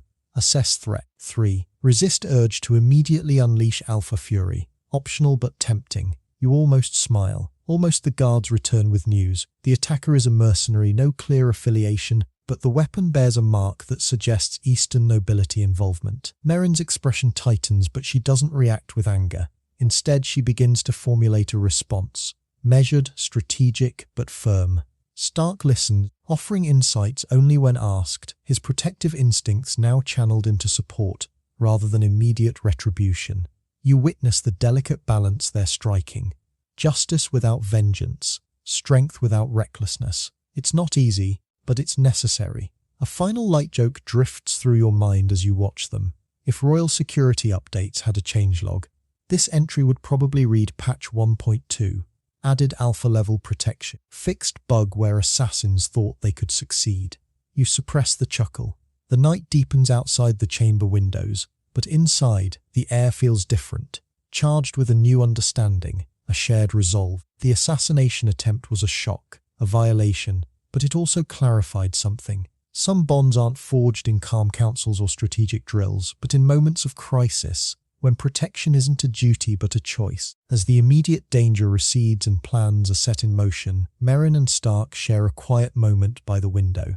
No words are needed. The look they exchange says everything. Trust, tested and strengthened. Partnership, deepened by fire. You feel the shift in the room, in the very fabric of their alliance. It's no longer just a pact signed in ink. It's a promise sealed in action. And in the world of wolves and whispers, sometimes the most powerful vows are the ones spoken without sound. In the aftermath of fury faced and overcome, you find yourself in the palace's lower halls as twilight settles, where the air is cooler and the stone walls bear the marks of centuries. Scratches from armor, faded murals, the quiet patina of time. This isn't the gilded world of the upper courts. This is where the real heartbeat of Nocturna pulses, in the spaces where servants, guards and overlooked nobles move with purpose. Meryn walks among them now, not as a distant sovereign but as a presence, listening more than speaking, observing more than commanding. Stark follows at a respectful distance, his usual vigilance softened by something that looks almost like belonging. You trail behind, witnessing a quiet transformation that feels more powerful than any grand proclamation. It starts with small gestures. A young scullery maid, usually invisible in the background, approaches Meryn with a hesitant curtsy. "Your Majesty," she whispers, "the kitchens have prepared extra rations for the night watch. Would you like to see?" It's not a royal duty, not a political maneuver. It's an invitation, an offering of trust. Meryn accepts without hesitation, following the maid to the bustling kitchens where the air is warm with the scent of bread and stew. She doesn't just observe. She helps, lifting a tray, sharing a word of thanks with the cooks. You notice how the staff relaxes in her presence, how their shoulders drop, how their eyes hold less fear and more respect. A mainstream historical fact drifts through your mind. In medieval households, the most loyal servants were often those who felt seen and valued by their lords, not through grand rewards, but through simple acknowledgement. Historians still argue whether feudal loyalty was built on obligation or genuine affection. Honestly, watching Meryn connect with these everyday people, you'd say it's the combination that forges unbreakable bonds. A quirky fringe tidbit surfaces. In some ancient cultures, rulers would occasionally work alongside their subjects for a day, not as a stunt, but as a reminder that leadership means understanding the weight of every role in the community. You watch Meryn kneel to help a stable boy mend a torn saddle strap, her royal sleeves rolled up, her hands steady and capable. It's not a performance, it's participation. And the stable boy's wide-eyed gratitude isn't for the queen, it's for the person who chose to see him. Another light joke floats through your mind. If royal PR had a checklist, mend saddle straps with commoners would probably be buried under approved tax reforms and avoid assassination attempts. You suppress a smile. Not the time. As the evening deepens, you notice others joining this quiet circle. A guard who once eyed Stark with suspicion now shares a quiet word with him about perimeter strategies. A reluctant noble, previously aloof, offers Meryn a piece of intelligence about border movements, not for favour but because she's earned the trust. Even the pack members, once viewed as outsiders, begin to integrate, not by losing their identity, but by finding common ground. You witness a pack scout teaching a royal archer how to track by moonlight. The archer in turn shows the scout how to fletch arrows for better accuracy. It's not assimilation, it's collaboration. Historians still argue whether successful communities are built on uniformity or diversity. Honestly, watching this found family take shape in Nocturna's shadows, you'd say the answer lies in the space between, where differences aren't erased, but woven into something stronger. Another light joke drifts through your mind. If team building had a genre tag, this would be found family slow burn with occasional saddle mending. You bite back a chuckle. Focused, Meryn moves through the lower halls with a quiet confidence that feels earned, not assumed. She doesn't demand loyalty, she cultivates it. When a young guard hesitates to report a security concern, fearing he'll seem incompetent, Meryn listens without judgment, thanks him for his vigilance, and acts on the information. When a pack member struggles with the formal protocols of the palace, Stark doesn't dismiss the rules. He helps translate them into terms that make sense within pack dynamics. It's a delicate dance of respect and adaptation, and you see the results in the growing ease between people who once viewed each other with caution. Final light joke progress report. If this section would probably read trust building 70% complete, morale improving, saddle repairs successfully completed. You almost smile. Almost. The night wears on and the lower halls grow quieter, but the sense of connection remains. You gather with a small group in a cozy antechamber. Meryn, Stark, a handful of guards, a few pack members, and a couple of nobles who've chosen to stay. There's no formal agenda, no strategic debate. Just shared warmth, quiet conversation, the simple comfort of being among people who've chosen to stand together. Meryn shares a story about her early days in the palace, a humorous mishap that makes even Stark's lips twitch. A pack member recounts a hunt under the northern lights, painting a picture so vivid you can almost feel the crisp air. For a moment, the weight of the crown, the pressure of the alliance, the threats beyond the walls, all of it fades into the background. Another light joke drifts through your mind as you watch them. If Royal Downtime had a soundtrack, this scene would probably feature a gentle acoustic melody, with the occasional contented sigh. You suppress the chuckle. The hour grows late and the group begins to disperse, but the atmosphere has shifted. There's a new solidarity in the air, a quiet understanding that they're no longer just individuals navigating a fractured court. They're a network, a support system, a found family forged in the shadows where trust replaces suspicion. Meryn and Stark share a look as the last of the group departs, a look that holds gratitude, respect, and something deeper that doesn't need naming. "They're staying," Meryn murmurs, her voice soft with wonder. Stark nods. "Because you showed them they matter." You walk with them back through the quieting palace, the stone floors echoing softly with your steps. The journey ahead is still uncertain, fraught with challenges both seen and unseen. But for now, in the aftermath of shared stories and quiet connection, there's a sense of strength, a fragile, hard-won strength that comes not from power or position, but from the simple, profound act of choosing to stand together. And in the world of wolves and whispers, sometimes that's the most powerful foundation of all. You march alongside Meryn's forces as the first true light of dawn bleeds over the eastern horizon, painting the sky in shades of bruised purple and hesitant gold. The air is crisp with the scent of damp earth, leather, and the faint metallic tang of prepared steel.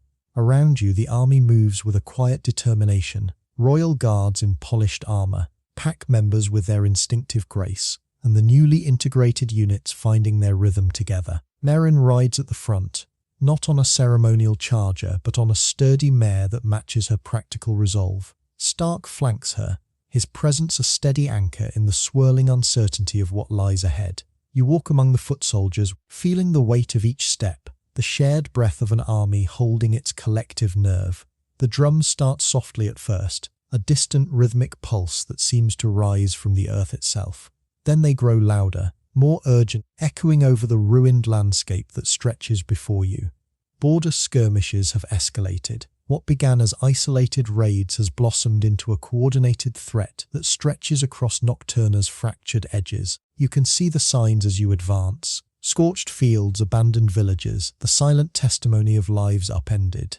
A mainstream historical fact drifts through your mind. In medieval warfare, the drumbeat wasn't just for morale, it was a tactical tool, used to coordinate movements, signal changes in formation, and intimidate enemies with its relentless rhythm. Historians still argue whether psychological warfare or actual battlefield strategy mattered more in pre-modern conflicts.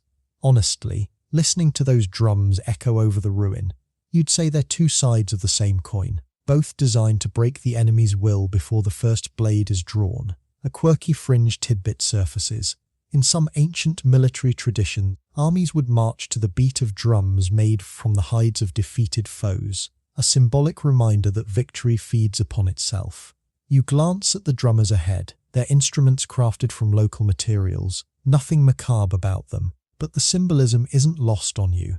Every step forward is a statement, every beat a declaration that Nocturna will not fall without a fight. Another light joke floats through your mind. If military marches had a playlist, this one would probably be titled Dramatic Percussion for Impending Doom Vol 3. You suppress a smile.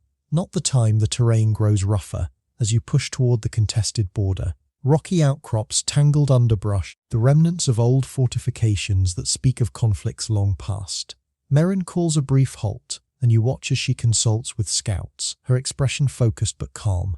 Stark stands nearby, his senses attuned to the landscape, reading signs you can't see. You notice how they've learned to complement each other.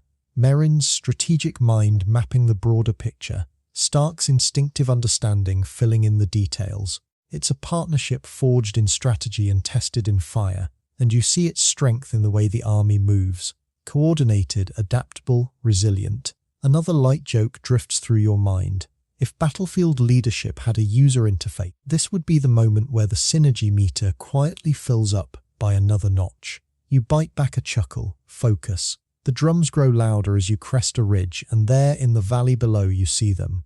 The enemy forces, a sprawling mass of banners and steel that stretches farther than you expected. The sight is sobering, but not surprising.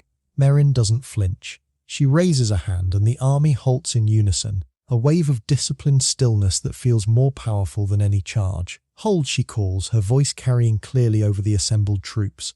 We observe, we assess, we act. It's not hesitation, it's wisdom. And in the chaos of war, wisdom is the rarest weapon of all.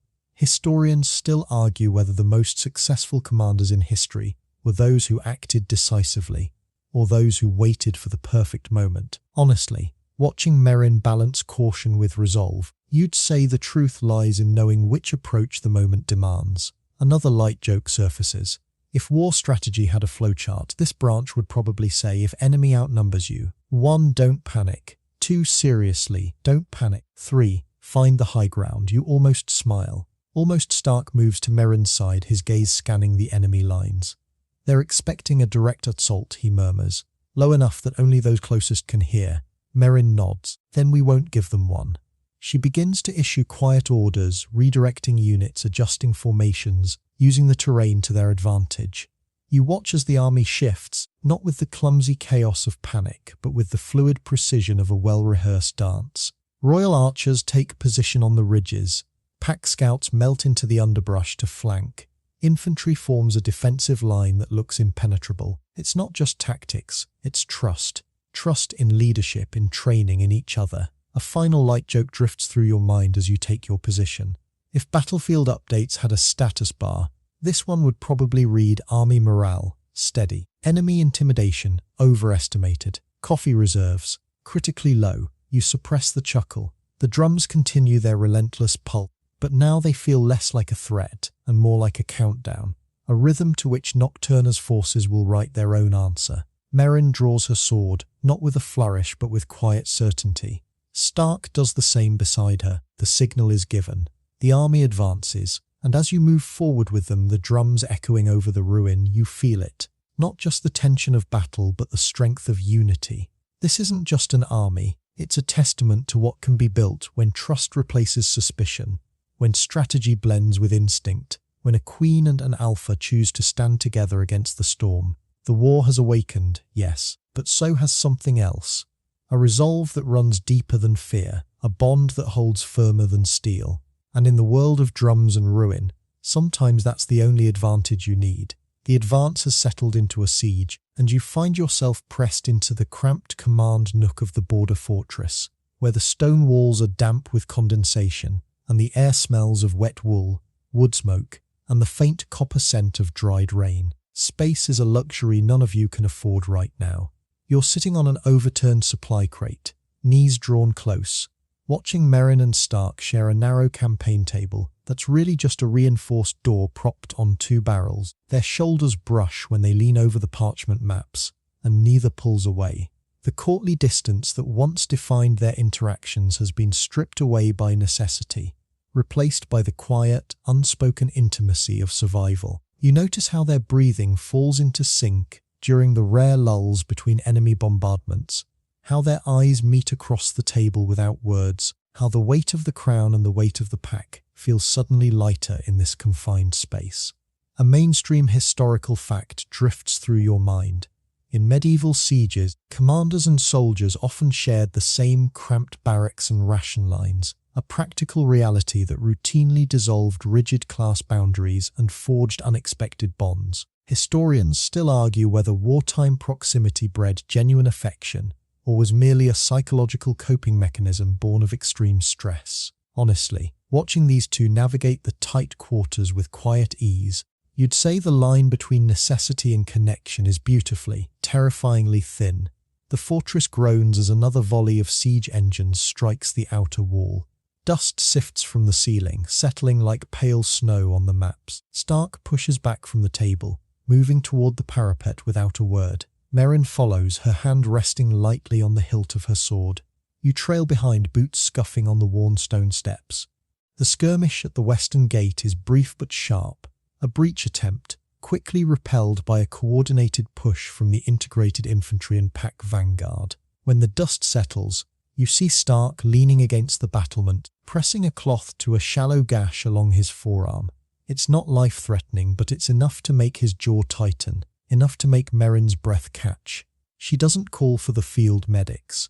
Instead, she steps forward, taking the cloth from his grip with a quiet authority that brooks no argument. You watch as she kneels beside him on the cold stone, her royal sleeves rolled to the elbows, her hands steady as she pours boiled water over the wound. The intimacy of the moment isn't performative. It's practical, grounded, and deeply human. A quirky fringe tidbit surfaces. Medieval field medics frequently used raw honey or crushed willow bark to treat battle wounds, a sticky, ancient antiseptic that modern science later confirmed actually contains natural antibacterial properties. You notice Meryn reaching for a small ceramic jar of honeyed salve from her belt pouch, applying it with careful precision. Stark watches her hands, not the wound, his expression softening in a way you've only seen in the quietest hours of the night. Another light joke floats through your mind. If Battlefield First Aid had a modern subscription service, it would probably charge extra for premium royal bedside manner. You suppress a smile. Not the time. Meryn finishes binding the arm, her fingers lingering for just a fraction of a second longer than strictly necessary. You push too far forward, she murmurs, her voice low enough that only he can hear. I had the flank, he replies, equally quiet. I know. She meets his eyes then, and the unspoken words hang in the damp air. I know you protect me. I know I can't ask you to stop. It's not a declaration of love, not yet. It's something deeper, an acknowledgement of mutual vulnerability, of two people who have learned to trust each other's instincts, even when it defies protocol. Historians still argue whether the most enduring wartime partnerships were forged in shared strategy or shared scars. Honestly, witnessing this quiet moment on the rain-slicked battlement, you'd say the answer lies in the space between the two. The siege settles into a rhythm of tense waiting and sudden violence. Days blur into nights, marked only by the changing light through the narrow arrow slits and the steady drumming of rain against the slate roof. You find yourself on watch duty in the inner courtyard, wrapped in a heavy cloak, listening to the distant mutter of the enemy camp beyond the walls. Meryn and Stark join you a few hours in, drawn by the same need for a moment away from the strategy tables and the constant hum of anxiety. They don't sit far apart. If anything, the proximity feels natural now, earned. The rain slows to a drizzle, and the fortress exhales. Meryn breaks the silence first, her voice barely louder than the patter on stone. I used to think leading meant having all the answers, she says, staring out at the darkened perimeter. Now I know it just means knowing which questions are worth asking. Stark doesn't offer a platitude. He never does. Instead, he leans back against the wall, his gaze fixed on the same horizon. My pack doesn't follow me because I'm right, he replies. They follow because I don't leave them behind when I'm wrong. The confession hangs between you, simple and devastating. It's not about glory or power. It's about the quiet, stubborn choice to stay. You feel the shift in the air, the slow burn of something that has been simmering since that first moonlit balcony, now fully kindled by shared fatigue and unguarded truth. Another light joke drifts through your mind. If romantic tension had a progress bar, this siege would probably be the part where it finally tips past. Will they, won't they, into they absolutely will, once we survive the next volley. You bite back a chuckle. Focus. Meryn turns to look at him then. Really look, and you see the faintest curve of a smile touch her lips. We're both terrible at resting, she observes. We're both excellent at surviving, he counters. The exchange is light, but the undercurrent runs deep. You notice how their hands rest close on the stone bench, not touching, but close enough that the warmth between them feels like a quiet promise. A final light joke surfaces. If wartime courtship had a manual, Chapter 4 would probably just say, stand near each other during artillery fire. Do not panic. Repeat as necessary. You almost smile, almost. The night deepens, the rain ceasing entirely, leaving behind the clean scent of wet stone and distant pine. The fortress stands, scarred but unbroken, holding the line against a threat that grows louder with each passing hour. But inside these walls, something else is holding firm too. A connection forged not in grand gestures, but in proximity, in shed wounds, in whispered confessions that carry more weight than any royal decree. And in the quiet space between slow burns and fast blades, sometimes that's the only armor you truly need. You stand in the war room of the besieged fortress as the afternoon light slants through the narrow arrow slits, painting the stone walls in stripes of gold and shadow. The map on the table is marked with fresh ink, red for enemy positions, blue for your dwindling supplies, black for the villages caught in the crossfire. Meryn stares at it like it's a riddle written in blood, her fingers resting lightly on the edge of the parchment. Stark stands beside her, silent but present, his gaze fixed on the same impossible geometry of choices. You feel the weight of the moment before it's even spoken aloud. A decision is coming, and it won't be clean. A mainstream historical fact drifts through your mind. In medieval warfare, commanders often faced the scorched earth dilemma, destroying their own lands to deny resources to the enemy. A tactic that saved kingdoms but devastated the very people they swore to protect. Historians still argue whether such ruthless pragmatism was a necessary evil or a betrayal of the ruler's sacred duty. Honestly, watching Meryn weigh the options before her, you'd say the question isn't about right or wrong, but about which kind of wrong leaves a future worth fighting for. The scout's report is blunt. The enemy has fortified the eastern pass, cutting off your primary supply route.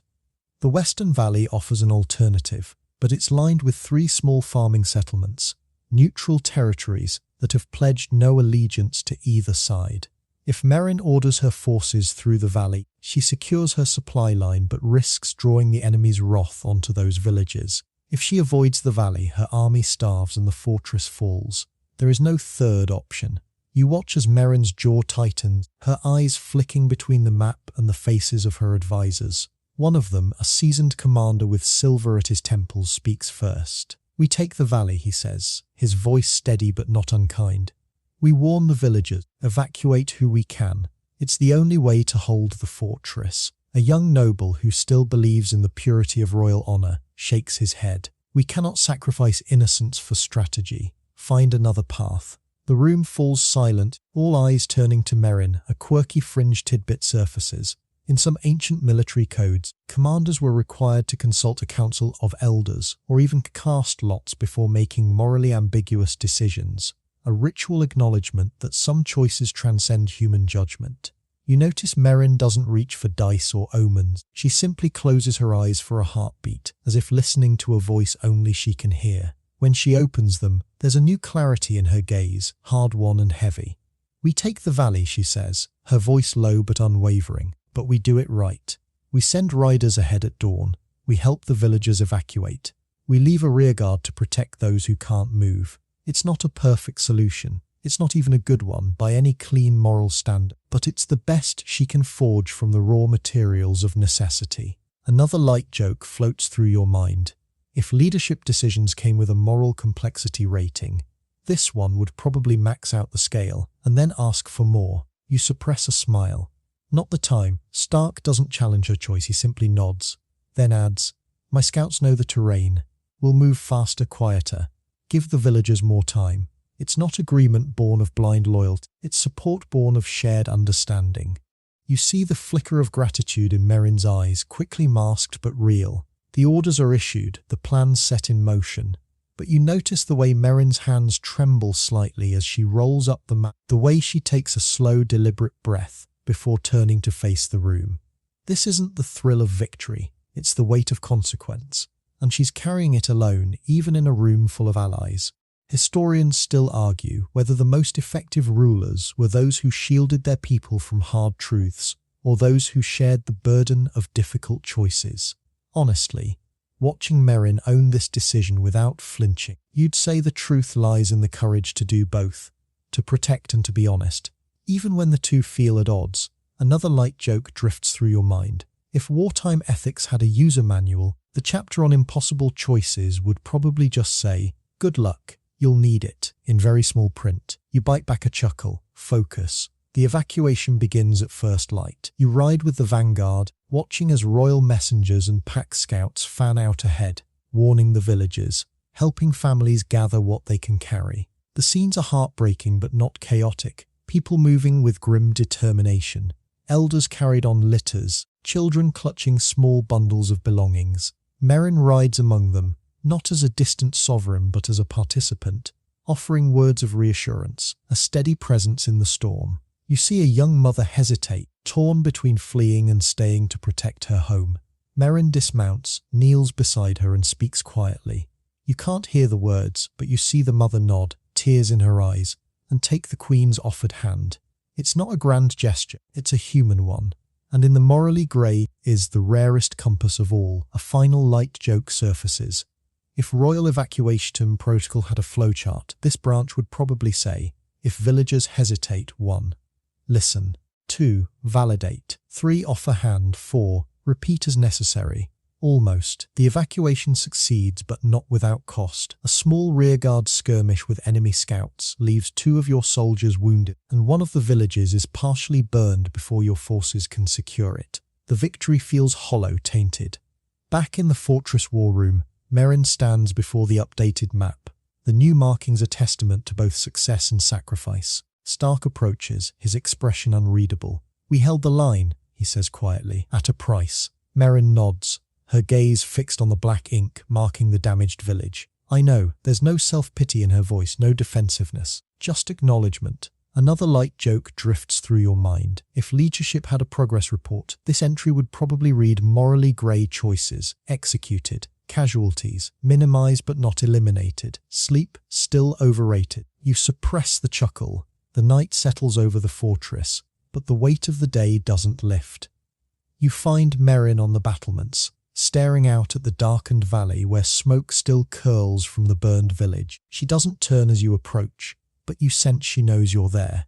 "Do you ever wonder," she asks softly, her voice barely louder than the wind, "if the ends really justify the mean, or if we're just telling ourselves stories to sleep at night?" It's not a rhetorical question. It's a genuine inquiry, offered in the quiet trust of shared exhaustion. You consider your answer carefully. "I think," you say slowly, "that the question isn't whether the ends justify the means. It's whether we're willing to carry the weight of the means, whatever the ends bring." She turns to look at you then, and in the moonlight, you see the flicker of relief in her eyes. Not because you've solved the dilemma, but because you've acknowledged its complexity without offering easy comfort. Another light joke floats through your mind. If philosophical wartime debates had a soundtrack, this one would probably feature a lone cello and the occasional sigh. You bite back a smile. Not the time. Meryn leans against the stone parapet, her gaze returning to the valley. "I chose to save the fortress," she murmurs, "but I also chose to harm the innocent. There's no clean victory here." Stark joins her then, standing close enough that their shoulders almost touch. "There never is," he replies, his voice low. "But you chose to minimize the harm, to own the cost. That's what separates a ruler from a tyrant. It's not absolution, it's recognition. And in the morally grey, steel-true world of war, sometimes recognition is the closest thing to peace you can find." You stand with them in the quiet night, the fortress holding around you, the choices made echoing in the stillness. The line between righteous ruler and ruthless survivor isn't a bright border. It's a foggy frontier, navigated one impossible choice at a time. And in that fog, sometimes the only true north is the courage to keep moving forward, even when the path is stained with the ink of hard decisions.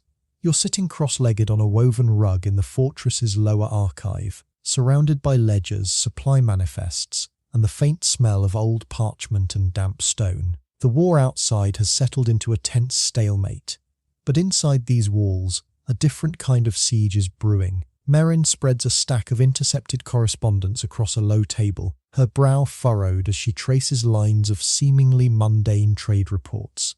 Stark leans against a wooden support beam nearby, his arms crossed, watching the room more than the paper. You're helping sort through the logistics logs, and that's when you spot it. A discrepancy so subtle, it's almost invisible unless you're looking for exactly what doesn't belong. The grain requisition forms from the Southern Garrison list, the same transport numbers, 3 weeks running, but the wax seals vary slightly in hue. Not enough to catch the eye of a hurried clerk, but enough to make your stomach tighten. You point it out quietly. Meryn's head snaps up. She doesn't speak immediately. She just studies the seals, then pulls a fresh sheet from a different batch. The pattern repeats. Someone has been feeding false numbers into the official records, masking real supply movements behind bureaucratic noise.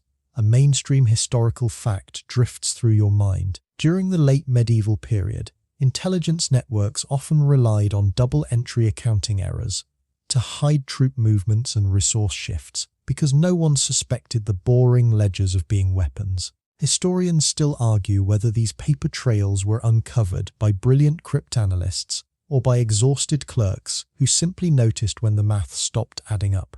Honestly, watching Meryn's eyes narrow at the numbers, you'd say it's usually the latter who save kingdoms. She doesn't panic. She cross-references. You help pulling courier schedules, guard rotations, and seal inventories. Within an hour, the ghost in the machine takes shape. The leaks aren't coming from the outer garrison. They're originating from inside the fortress command structure, specifically from a junior quartermaster who's been trusted with supply routing for months. You've seen him around, a quiet man with ink-stained fingers and a habit of lingering near the message dispatches. You never thought twice about his presence. Now you realize how easily trust can be woven into routine. A quirky fringe tidbit surfaces. In some Renaissance courts, spies used sympathetic ink made from lemon juice or alum, writing messages between the lines of mundane letters that only appeared when held over a flame. You glance at the quartermaster's recent requisition drafts. No invisible ink needed here, just deliberate, calculated misdirection hidden in plain sight. Another light joke floats through your mind. If wartime espionage had a user interface, this would be the moment the system pops up a warning reading error. Trusted NPC is actually a traitor. Please do not panic. Or do, panic is valid. You suppress a smile. Not the time. The confrontation is swift, quiet, and brutally efficient. Stark brings the quartermaster into the archive under the guise of a routine inventory check. The man's composure holds for exactly 3 seconds before Meryn lays out the forged seals and the mismatched numbers. His eyes dart toward the door, toward Stark, toward the floor. When he finally speaks, his voice is steady, but his hands tremble. He doesn't beg. He just delivers the truth. He's been passing information to a faction within the Eastern Delegation, a group that promised him wealth and safety in exchange for weakening the fortress's supply chain. But the revelations don't stop there. Under Meryn's calm, relentless questioning, he admits the Eastern faction isn't just targeting supplies. They've been sowing doubt among the Allied lords, sending forged messages claiming Meryn plans to dissolve the Pack Alliance once the war ends, and whispering to the integrated royal units that the Crown views them as expendable. The room seems to shrink. The alliances you've spent weeks building, royal guards training with pack scouts, reluctant nobles sharing intelligence with outcast commanders, suddenly feel like glass under pressure. Trust fractures along the lines you worked so hard to mend. You feel the shift immediately. Word spreads through the fortress not by decree, but by whispers. Guards who once shared rations with pack members now eye them with guarded suspicion. A noble advisor who pledged loyalty suddenly requests a private audience to review the chain of command. The quartermaster's revelations have done more than leak logistics. They've poisoned the well. Historians still argue whether the most damaging wartime betrayals came from enemy infiltrators or from internal doubts amplified by external manipulation. Honestly, watching Meryn pace the narrow archive floor, you'd say the distinction barely matters when the foundation starts cracking. Another light joke drifts through your mind. If military loyalty had a progress bar, this moment would probably display buffering. Trust.exe has stopped responding. You bite back a chuckle. Focused, desperate countermeasures are required, and they come fast. Meryn doesn't execute the quartermaster, not yet. She isolates him, feeds him controlled misinformation, and turns the spy network against itself. You watch as she drafts new cipher protocols, replacing simple seal variations with a layered system of courier codes, timed drop points, and rotating messenger pairs. Stark coordinates with his pack scouts to establish silent observation posts around the fortress perimeter, ensuring no unauthorized messages leave or enter without detection. The integrated units are temporarily separated for reassignment, not as punishment, but to break potential contamination chains. It's messy, exhausting, and politically dangerous. Every decision risks further alienating the very allies they need to survive. Yet Meryn moves through it with a quiet, relentless precision. She knows that in the aftermath of betrayal, overcorrection is just as deadly as inaction.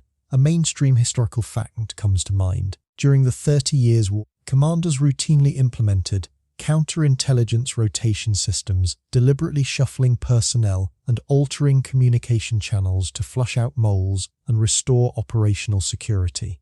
You see that same principle in action here, adapted for a world where loyalty is as fragile as winter ice. Another light joke surfaces. If crisis management had a checklist, today's would probably read: 1. Contain leak. 2. Rewrite entire communication system. 3. Pretend coffee is a substitute for sleep. 4. Repeat until war ends. Almost, the fortress adapts. The initial panic settles into grim determination.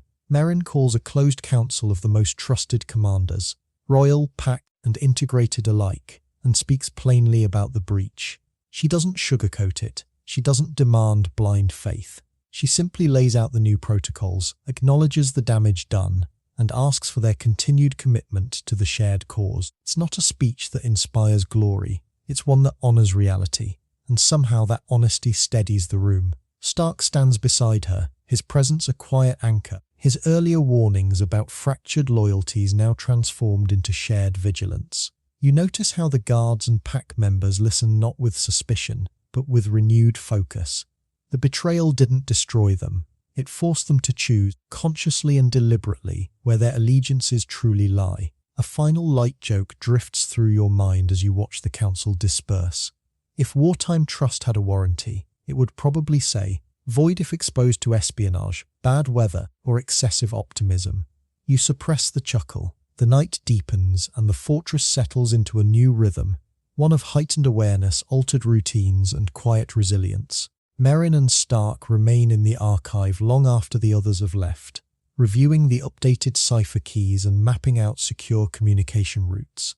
You stay nearby, sorting through the remaining ledgers, feeling the weight of what's been lost and what's been salvaged. The spy's revelations fractured the surface, yes, but they also exposed the bedrock beneath. Alliances tested by fire don't always break. Sometimes they harden, and in the shadowed halls of a besieged fortress, where betrayal walks among the faithful, sometimes the only way forward is to rebuild the trust, one careful countermeasure at a time. You stand on the inner battlements of the crumbling fortress as the sky bleeds into dawn, the air thick with smoke, sweat, and the metallic tang of blood. None of it yours, not yet, but the promise hangs heavy all the same. The outer walls have fallen. The enemy presses closer, a tide of steel and desperation that seems to have no end. Around you the found family holds the line, royal guards with dented armor and weary eyes, pack members moving with that instinctive, fluid grace even as exhaustion weighs down their limbs, reluctant nobles who chose to stay and fight rather than flee to safer halls, and the outcasts. The scouts, the medics, the quiet ones who never sought glory but now stand shoulder to shoulder with the rest. Meryn is at the center of it all, not on a raised platform, not behind a shield wall, but right there in the thick of it, her sword steady in her hand, her voice calm as she redirects a flanking maneuver. Stark is a few paces away, coordinating the pack's rearguard actions, his presence a steady pulse in the chaos. You feel it then, not just the tension of battle, but the strength of unity. This isn't just an army holding a fortress, it's a family holding a promise. A mainstream historical fact drifts through your mind. In medieval sieges, the most resilient defences weren't always the strongest walls, but the most cohesive communities within them, where soldiers, civilians and leaders shared rations, responsibilities and resolve. Historians still argue whether fortress defences fell more often to superior siegecraft or to internal fractures in morale. Honestly, watching this tattered line hold against overwhelming odds, you'd say the answer lies in the space between stone and spirit. Another light joke floats through your mind. If wartime morale had a progress bar, this moment would probably read hope, critically low. Determination, unexpectedly high. Cough, non-existent.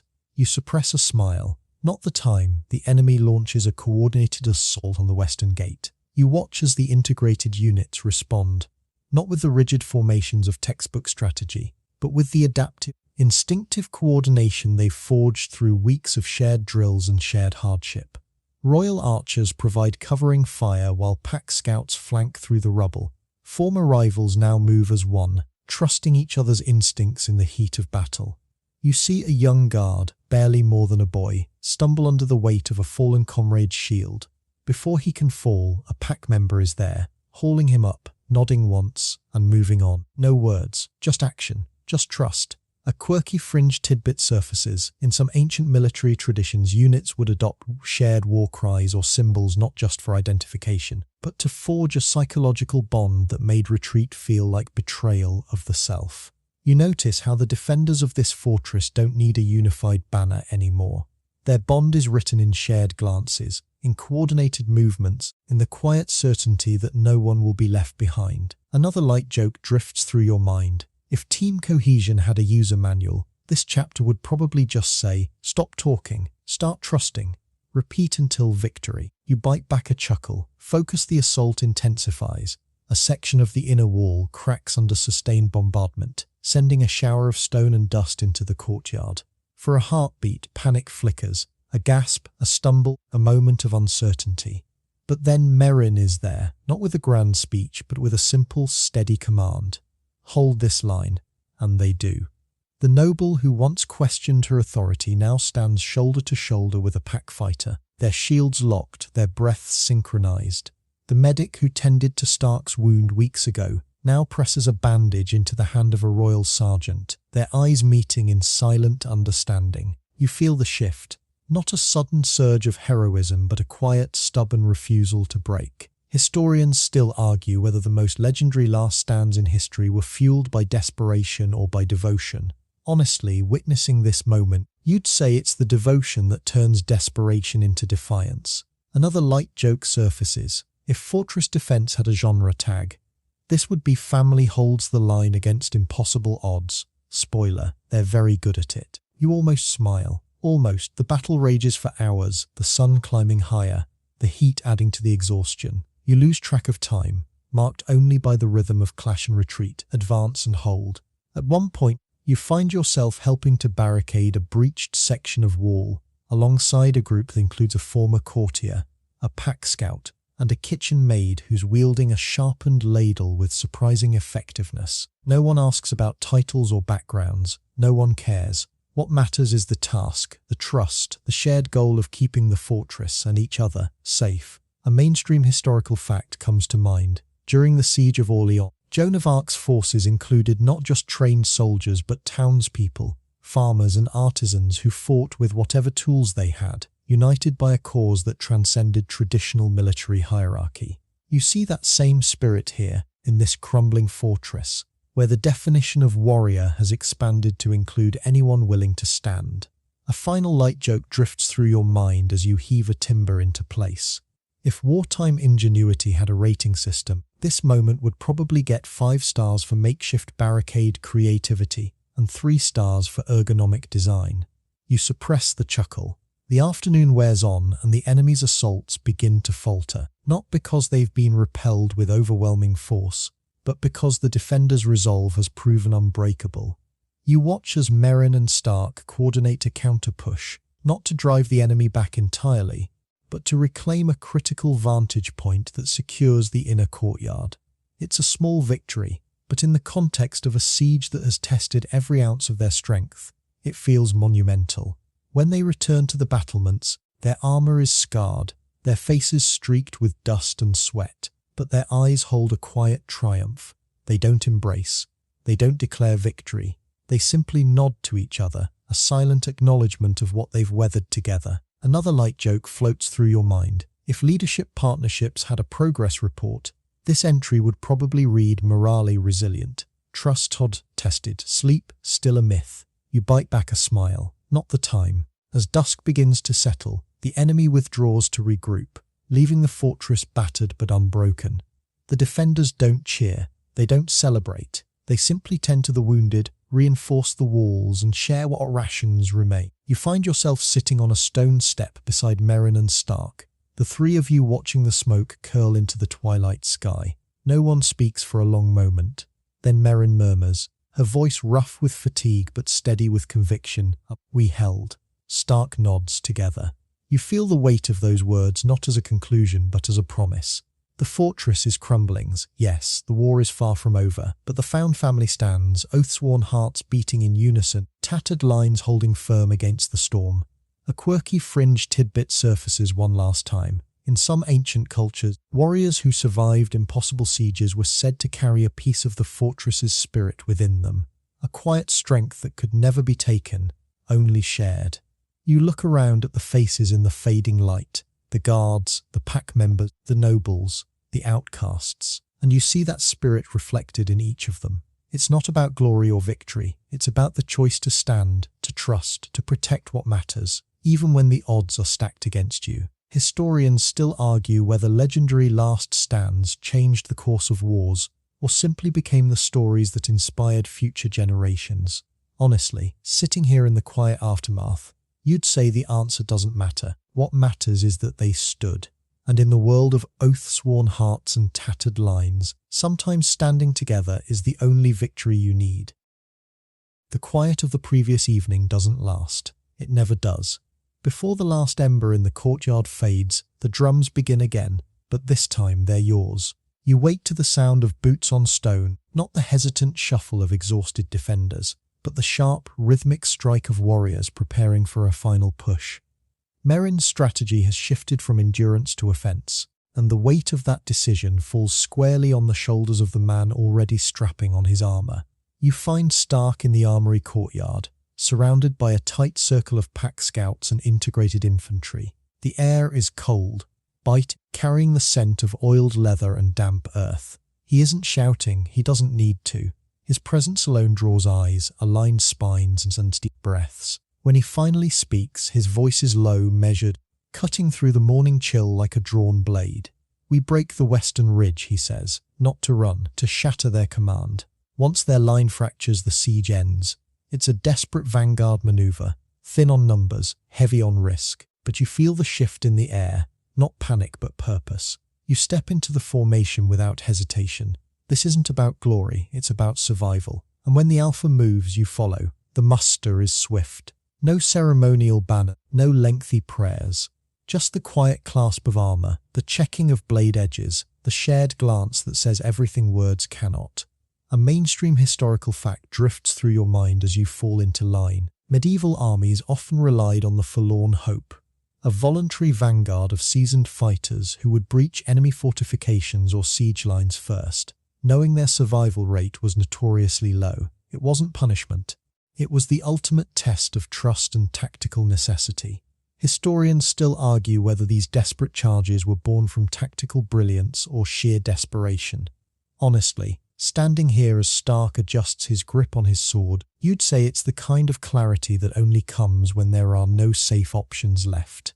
You adjust your own gear, feeling the familiar weight settle against your shoulders. Another light joke floats through your mind. If wartime vanguards had a user agreement, the terms would probably just say, by clicking join you acknowledge that retreat is not an option, and that the Wi-Fi will be terrible. You suppress a smile. Not the time. Stark moves to the front, his pace steady. his eyes fixed on the ridge where the enemy's siege engines still loom like iron beasts against the pale sky. The pack falls in behind him, a fluid line of shadow and steel, while the integrated royal units anchor the flanks. You take position near the rear of the vanguard, your breath pluming in the cold air, your heart keeping time with the drumbeat. The march is silent until the first line of sight opens, until the enemy realizes what's happening. Then the horns sound, a harsh braying cry that echoes across the valley. Stark doesn't break stride. He raises a fist and the formation responds, shifting into a tight, disciplined wedge. A quirky fringe tidbit surfaces. In some ancient wolf-hunting traditions, handlers believed that leading predators could be drawn into a trap by mimicking the rhythm of a rival pack's approach. A psychological lure that worked because wolves respected pattern over panic. You watch Stark employ that same principle now, not with deception, but with relentless, predictable momentum. He's not charging blindly. He's walking a straight line through chaos, trusting that momentum and precision will carve the path forward. Another light joke drifts through your mind. If siege breaking had a GPS route, it would probably just say, proceed straight through danger. Recalculating. Never mind, just keep going. You bite back a chuckle. Focus, the clash comes fast. Arrows darken the sky, but they fall wide, disrupted by the sudden, coordinated advance. The vanguard hits the outer skirmish line like a hammer on glass. You see Stark move, not with frantic energy, but with controlled, devastating efficiency. He doesn't fight for spectacle. He fights to create space. Every step forward is a breach, every strike a clearing of the path for those behind him. You push forward alongside the integrated troops, the ground slick with morning dew, and the debris of shattered barricades. The noise is deafening, but strangely, your focus narrows to the space immediately around you. The weight of your weapon, the rhythm of your breath, the steady back of the fighter ahead. Historians still argue whether the most successful breakthrough charges relied on overwhelming numbers or on psychological shock. Honestly, watching this vanguard cut through the enemy's outer defenses, you'd say it's the latter that turns the tide. When the enemy realizes you're not stopping, the math changes. Another light joke surfaces. If tactical breakthroughs had a progress bar, this moment would probably display armor integrity, 60%. Enemy panic, rising. Adrenaline, fully. You almost smile. Almost. The ridge is steep, littered with fallen siege timber and scattered defenders. Stark reaches the crest first, his armor dented, his breathing heavy, but his stance unbroken. He plants his sword into the earth and raises a signal flare, a sharp crimson arc that splits the grey sky. It's the signal for the main army to advance, to pour through the breach they've carved. You watch as the enemy lines falter, their coordination fracturing under the sudden pressure. The siege isn't over, but the spine of it has cracked.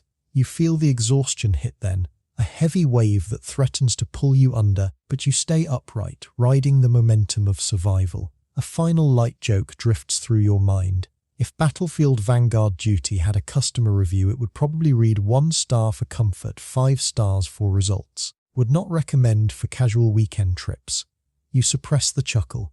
The dust settles, the horns fade, and the ridge belongs to you for now. Stark turns to survey the valley below, his expression unreadable but his posture relaxed by a fraction. You step up beside him, the adrenaline slowly ebbing into quiet relief. The Alpha's final stand wasn't a sacrifice, it was a statement, and as the sun finally breaks through the smoke, painting the fractured siege lines in gold, you know the war has shifted, not won but turned. And in the quiet aftermath of a desperate charge, sometimes turning the tide is all it takes to keep breathing. You follow the returning vanguard back through the shattered outer lines, the adrenaline of the breach slowly giving way to the heavy, aching reality of what comes next. The Fortress Command Center is little more than a reinforced stone hall now, its grand tapestries rolled away to make room for campaign cots and stacked supply crates. The air smells of damp wool, wood smoke, and the sharp tang of ink. Meryn stands at the head of a makeshift table, but the queen you once knew has shed her ceremonial layers like a snake outgrowing its skin. No silk, no polished crown, no distant throne. She's wearing a simple dark tunic, sleeves rolled to the elbows, her hair pinned back with a plain leather cord. She looks exhausted, but the fatigue is tempered by something sharper, absolute focus. You watch as she dismisses a pair of senior advisors who arrive with petitions about traditional protocols and ceremonial honors. "Not today," she says, her voice quiet but carrying the weight of iron. "Today we govern by necessity, not precedent." The advisors bow stiffly and retreat, leaving you, Stark, and a handful of trusted officers in the space. A mainstream historical fact drifts through your mind. In times of existential crisis, medieval monarchs often abandoned courtly rituals entirely, sleeping on camp beds, eating field rations, and issuing direct military orders to bypass bureaucratic friction. Historians still argue whether this shift was a genuine adaptation to survival or a carefully staged performance to bolster troop morale. Honestly, watching Meryn strip away every last vestige of royal comfort to stand in the raw center of command, you'd say the distinction barely matters when the realm is hanging by a thread. She doesn't just give orders, she absorbs them, processes them, and redirects them with a clarity that leaves no room for ambiguity. You notice how she's mapped the entire valley on a single slate board, using chalk and charcoal instead of precious parchment, marking supply lines, troop rotations, and evacuation routes in real time. When a quartermaster stumbles in with a report of spoiled grain stores, she doesn't flinch. She immediately reallocates rations, prioritizing the wounded and the vanguard, and orders the rest to be distilled into hardtack or traded for fresh water from allied villages. It's ruthless in its efficiency, but you see the human calculation beneath it. She's sacrificing the comfort of being liked, the ease of delegation, safety of protocol, all to hold the command structure together. Another light joke floats through your mind. If royal leadership had a settings menu, she just toggled comfort mode to survival protocol and locked the password. You suppress a smile.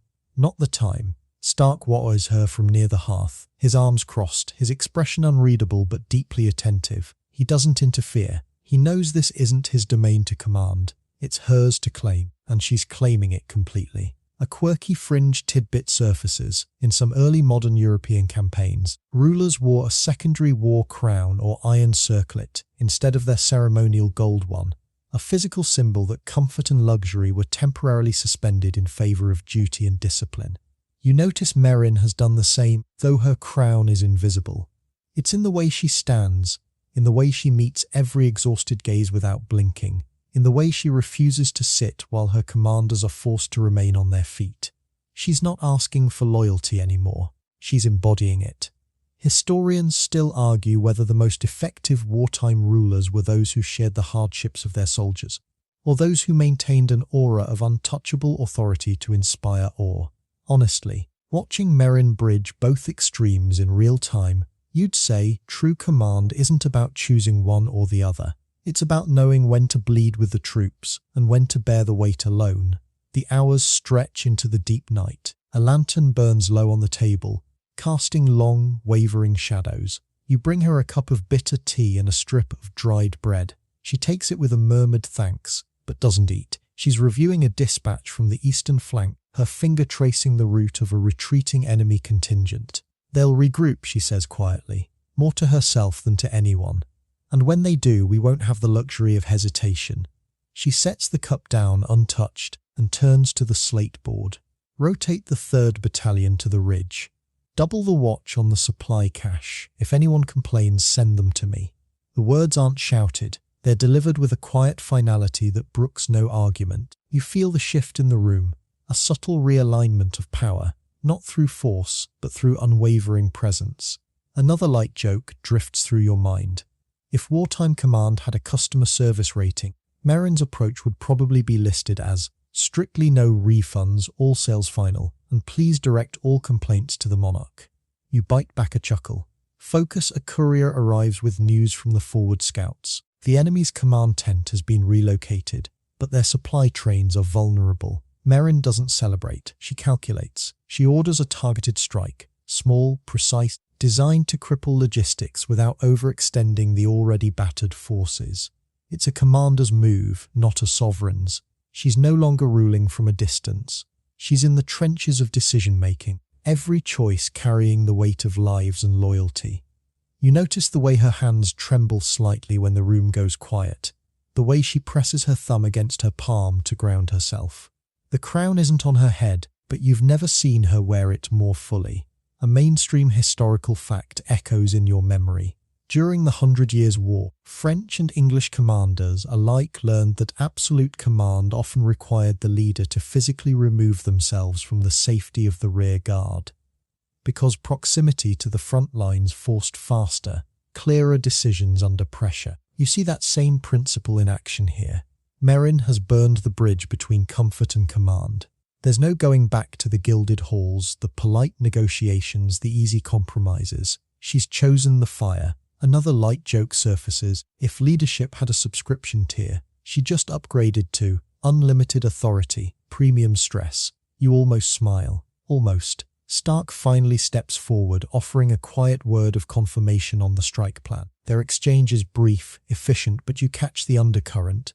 A mutual recognition of the path they're on, the sacrifices they're making, the unspoken vow to see it through. Meryn nods once. "Executu at first light," she says. The room empties slowly, officers moving with renewed purpose. You stay behind for a moment, watching as she finally sits, not in rest but in preparation. She pulls a fresh sheet of parchment toward her, dips her quill, and begins drafting orders for the aftermath. The ink is dark, the strokes decisive. You realize then that the crown wasn't forged in gold or ceremony. It's being tempered right now, in the quiet hours of smoke-stained halls, in the choice to stay awake when every instinct begs for sleep, in the willingness to carry the weight so others don't have to. And as the lantern flickers and the night deepens, you understand. Authority isn't given. It's taken, piece by piece, through sacrifice, through fire, through the quiet, relentless refusal to step back. The command hall empties slowly, the heavy oak doors closing behind the last of the officers, with a soft, final thud that seems to echo in the sudden quiet. You linger near the hearth, not because you're ordered to, but because the stillness after hours of shouted orders and clattering steel feels too heavy to face alone. Meryn stands by the slate board, her chalk-dusted fingers resting lightly against the wooden edge. The war maps are pushed aside now, replaced by stark casualty lists and supply tallies that read more like elegies than logistics. Stark hasn't left either. He's sitting on a reinforced crate near the cold fireplace, methodically cleaning his blade with a scrap of oiled cloth. The rhythmic scrape of metal against fabric is the only sound in the room, steady and ground, like a heartbeat measured in slow time. You watch them from the shadows, feeling the invisible thread between them pull taut. It's no longer the cautious pull of political alliance or battlefield respect. It's something older, quieter, and far more dangerous. Meryn finally turns from the table, her shoulders dropping just a fraction as the weight of command shifts into something more personal. She walks towards Stark, her boots whispering against the stone floor. She doesn't speak at first. She just reaches for the cloth he's using, her fingers brushing his as she takes it from his grip. He doesn't pull away. He lets her take over the motion, watching her hands work the oil into the steel with a quiet, practiced rhythm. A mainstream historical fact drifts through your mind. In prolonged medieval campaigns and siege warfare, the rigid social barriers that usually kept nobles, soldiers, and outsiders strictly separated routinely dissolved under shared exhaustion. Commanders who would never break bread in peacetime routinely traded cloaks, field rations, and quiet conversations in the dead of night. Historians still argue whether these wartime bonds were genuine romantic attachments or trauma-forged coping mechanisms. Honestly, watching Meryn's hands move steadily over the blade, while Stark watches her with an unguarded stillness you've never seen before, you'd say the heart doesn't care about academic categories when survival is the only language left. She sets the cleaned sword aside and finally looks up at him. The pride that once kept them at arm's length, the Queen's need for absolute control, the Alpha's refusal to submit to courtly expectation, has been burned away by ash, blood, and sleepless nights. What's left is just two people, exhausted, alive, and painfully aware of how close they've come to losing everything. "We can't keep pretending this is just strategy," she says softly, her voice rough with fatigue but clear in the quiet room. Stark meets her gaze, his usual guarded expression melting into something raw and entirely unarmored. "I stopped pretending the moment I saw you bleed," he replies. "It's not a grand declaration, it's a simple, undeniable truth, and in the ruined heart of a fortress, Simple truths carry more weight than any royal decree or pack law. Another light joke floats through your mind. If wartime romance had a user manual, this chapter would probably be titled "Skip the flowers, share the blanket, and try not to die before dinner." You suppress a smile. Not the time he stands, closing the distance between them. There's no dramatic sweep, no sweeping gestures of courtly devotion. Just the quiet shift of two people finally stepping out of the roles they've been forced to play. He reaches out, his hand resting lightly against her cheek, his thumb tracing the line of exhaustion beneath her eye. She leans into the touch just slightly, her own hands coming to rest against his forearms. It's a gesture of survival, not surrender. A quirky fringe tidbit surfaces. In some ancient military traditions, warriors exchanged small practical tokens before major engagements, not jewelry or wax-sealed love letters, but things like whetstones, dried medicinal herbs, or braided leather cords. The idea wasn't romance for romance's sake. It was a tangible promise that someone would wait, that someone would remember them if the worst happened. You watch as Meryn reaches into her tunic and pulls out a simple silver ring, worn smooth from years of use. She doesn't hand it to him like a prize. She slips it onto his thumb, a silent vow that cuts through all the noise of crowns and pack hierarchies. Another light joke drifts through your mind. If medieval courtship had a progress bar, this moment would probably just say formalities, skipped pride discarded, emotional baggage being unpacked in arm. You bite back a chuckle. Focus, they don't kiss. Not yet. The moment is too heavy, too earned, to rush. Instead, they stand forehead to forehead, breathing the same damp, smoke-tinged air, letting the silence say what words never could. You feel the shift in the room not as a sudden spark, but as a deep, settling warmth, like embers finally catching after hours of blowing on dead wood. The war hasn't brought them together out of fleeting passion. It's brought them together out of necessity. And somewhere along the way, necessity became devotion. They've chosen survival over pride, connection over protocol, and in doing so, they've crossed a line they can never uncross. But as you watch them move to a narrow cot pushed against the far wall, you don't feel the weight of scandal. You feel the quiet relief of a promise kept, not to a throne or a pack, but to each other.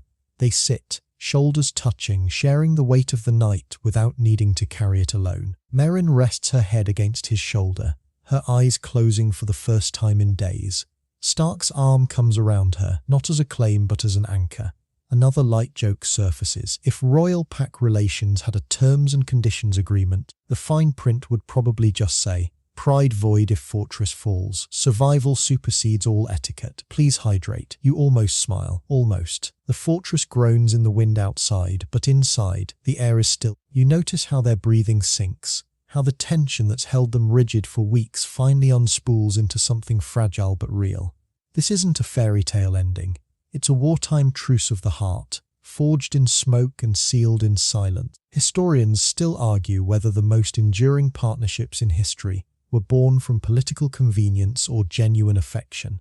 Honestly, witnessing this quiet cementing of a bond that defies every rule of their respective worlds, you'd say the distinction is meaningless when survival demands trust, and trust demands truth. A final light joke drifts through your mind. If Forbidden Love had a genre tag, this would be slow burn tactical romance with excellent blanket sharing mechanics. You suppress the chuckle. The night stretches on, the war waiting outside, but in this ruined hall, the bond is no longer a liability, it's armor. And in the quiet aftermath of pride surrendered and love claimed, sometimes armor is exactly what two exhausted souls need to face the dawn. The first true dawn after the siege doesn't arrive with fanfare. It creeps in through the shattered stained glass, pale and quiet, washing over a fortress that finally exhales. You walk the inner corridors with Meryn and Stark, not toward a throne room, but toward the central courtyard where the real work begins. The war is over, but the kingdom is still splintered, held together by frayed threads and exhausted loyalty. Today those threads get woven into something strong. A makeshift pavilion has been erected on the cobblestones, sheltering a long oak table where representatives from every fractured faction have gathered. Royal lords who once demanded traditional homage, pack elders who value instinct over ink, border clan leaders who survived on stubbornness, and the quiet outcasts who kept the supply lines running when no one else would. The air smells of damp earth, fresh bread, and the faint, clean scent of rain on stone. There are no crowns on the table, only maps, ledgers, and the heavy silence of people who know exactly what it cost to get here. Meryn takes her place at the head, but she doesn't sit on a raised day. She pulls up a simple wooden chair, level with everyone else. Stark stands just behind her, not as a guard, but as a pillar. When she speaks, her voice carries without shouting. "We're not rebuilding Nocturna the way it was," she says. "We're building it the way it needs to be." She unrolls a new charter, parchment still crisp, ink dark and deliberate. It doesn't mention ancient bloodlines or hereditary rights. Instead, it outlines a council of stewardship, where authority is earned through proven loyalty, resource management, and mutual defense. A mainstream historical fact drifts through your mind. After major medieval conflicts, surviving rulers often dismantled strict feudal inheritance claims in favor of merit-based appointments, recognizing that old family names didn't necessarily translate to competent governance during Reconstruction. Historians still argue whether post-war realms stabilize more effectively through top-down structural decrees or through grassroots community reconciliation. Honestly, watching the nobles and pack leaders lean in to read the charter, you'd say the truth lies in the willingness to try something different, even when centuries of traditions scream otherwise. You watch as the reactions play out. A grizzled border lord, who lost half his men defending the valley, traces a finger over the clause about shared resource allocation. A pack elder, usually wary of written law, nods slowly at the provision for joint patrols and mutual territory rights. There's friction, yes. Old grudges don't vanish overnight, but it's the friction of negotiation, not hostility. Meryn doesn't force compliance. She invites participation. When a young noble hesitates to sign, questioning the shift from hereditary privilege, Stark steps forward, not with a threat, with a simple grounded truth. Loyalty isn't inherited, it's proven, and we've all proven we can stand together when it matters. The words hang in the cool morning air, stripping away rigid expectation and leaving only the raw mechanics of survival. Another light joke floats through your mind. If political restructuring had a software update, this version would probably be titled Nocturna 2.0. Fixed legacy bloodline bugs, optimized trust protocols, and permanently remove the divine right pop-up notifications. You suppress a smile. Not the time a quirky fringe tidbit surfaces. In some early Celtic and Germanic tradition, warring tribes would seal lasting peace, not through marriage alone, but through cross-household fosterage, sending the children of rival leaders to be raised in each other's communities, ensuring the next generation would view former enemies as kin rather than threats. You notice Meryn has already woven that principle into the new order: exchange programs for young stewards, joint training rotations for future commanders, and shared agricultural oversight that forces former rivals to work the same soil, harvest the same crops, and answer to the same seasonal rhythms. It's not about erasing differences, it's about weaving them into a shared future. Historians still argue whether forced integration or voluntary cultural blending was more effective at preventing cyclical warfare. Honestly, watching these former enemies sign the charter with ink-stained hands and quiet nods, you'd say the answer depends entirely on whether the peace feels earned or imposed. This one feels earned. The signing ceremony isn't grand, it's deliberate. One by one, they press their marks to the parchment.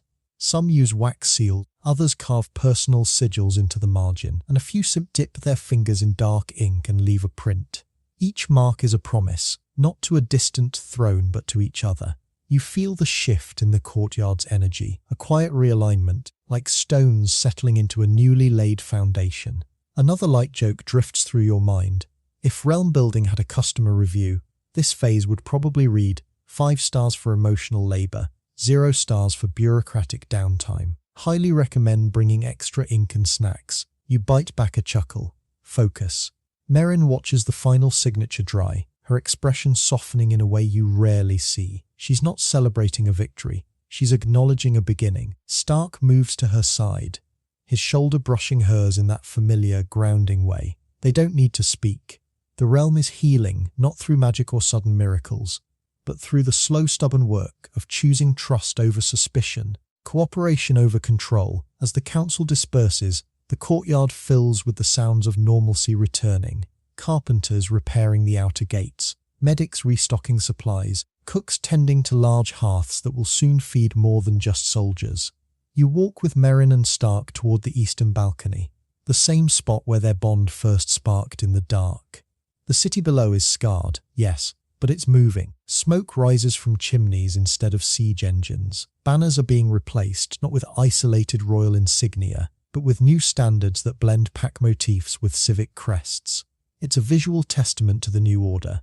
Bloodlines rewritten, not erased. A mainstream historical fact echoes in your memory. Post-conflict societies that thrived rarely did so by returning to the status quo. They adapt, absorbing the lessons of fracture and forging governance models that prioritized resilience over rigidity.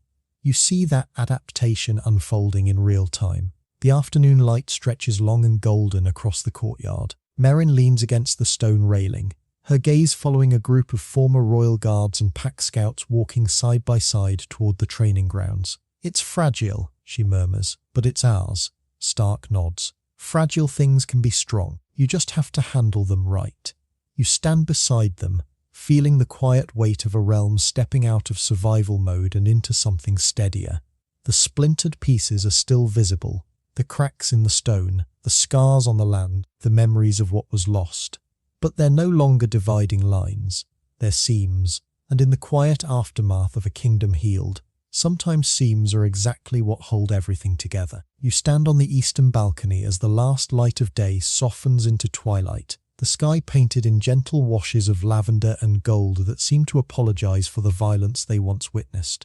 The city below is quiet now, not the tense, holding your breath quiet of siege, but the contented, settling quiet of a home remembering how to rest. Smoke curls from chimneys in steady, unhurried plumes. Children's laughter drifts up from the repaired courtyards, mingling with the distant chime of market bells. The scars are still there, of course. The patched walls, the replanted gardens, the new names carved into memorial stones. But they're not wounds anymore, they're reminders. And reminders, handled with care, can become wisdom. Meryn leans against the stone railing, her hands resting lightly on the cool surface. She's not wearing royal regalia, just a simple linen tunic, the silver chain at her throat catching the fading light. Stark stands beside her, close enough that their shoulders touch, not out of formality but out of habit. You linger a few steps back, content to witness the quiet aftermath without intruding.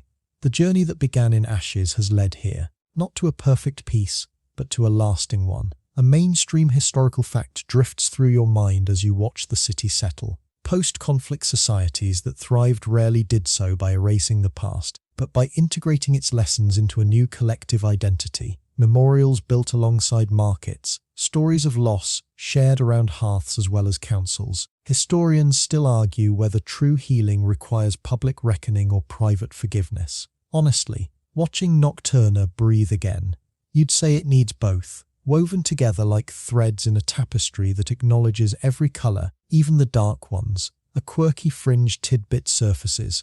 In some ancient cultures, communities would plant peace trees in the exact spots where battles once raged, not to forget the conflict, but to transform the soil where blood was spilled into a living symbol of renewal. You notice the gardeners below doing just that, saplings being set into the earth where siege engines once stood, their roots destined to hold the very ground that once trembled under war. It's not magic, it's intention. An intention, sustained over time, can change the character of a place.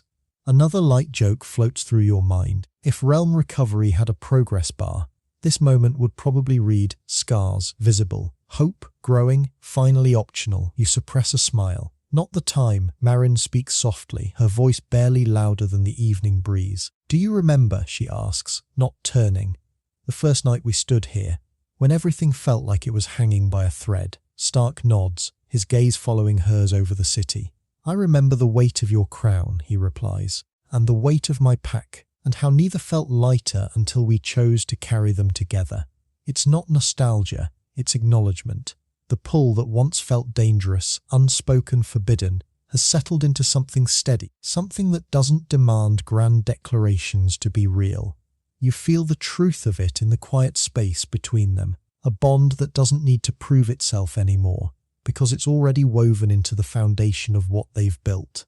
Historians still argue whether the most enduring partnerships in history were forged in crisis or in calm. Honestly, watching these two stand together in the gentle twilight, you'd say the answer doesn't matter when the bond has already outlasted the storm. Another light joke drifts through your mind. If Royal Alpha Relationships had a user manual, the final chapter would probably just say, Step 1, survive. Step 2, keep surviving. Step 3, you bite back a chuckle. Focus. The city continues its evening rhythms below. A baker closes his shop, waving to a passing guard who nods in return. A royal soldier and a former pack scout, now just neighbours sharing a street. In the courtyard, a group of children chase a wooden hoop, their laughter ringing clear and unburdened. You notice how the new banners fluttering from the repaired towers blend motifs, the serpent of Nocturna's founding intertwined with the wolf's paw of the pack, not as conquest but as collaboration. It's a visual promise that the future won't repeat the fractures of the past. A mainstream historical fact echoes in your memory. Lasting peace in post-medieval realms often depended less on grand treaties and more on the daily mundane acts of cooperation. Shared markets, joint festivals, interwoven economies that made conflict more costly than coexistence.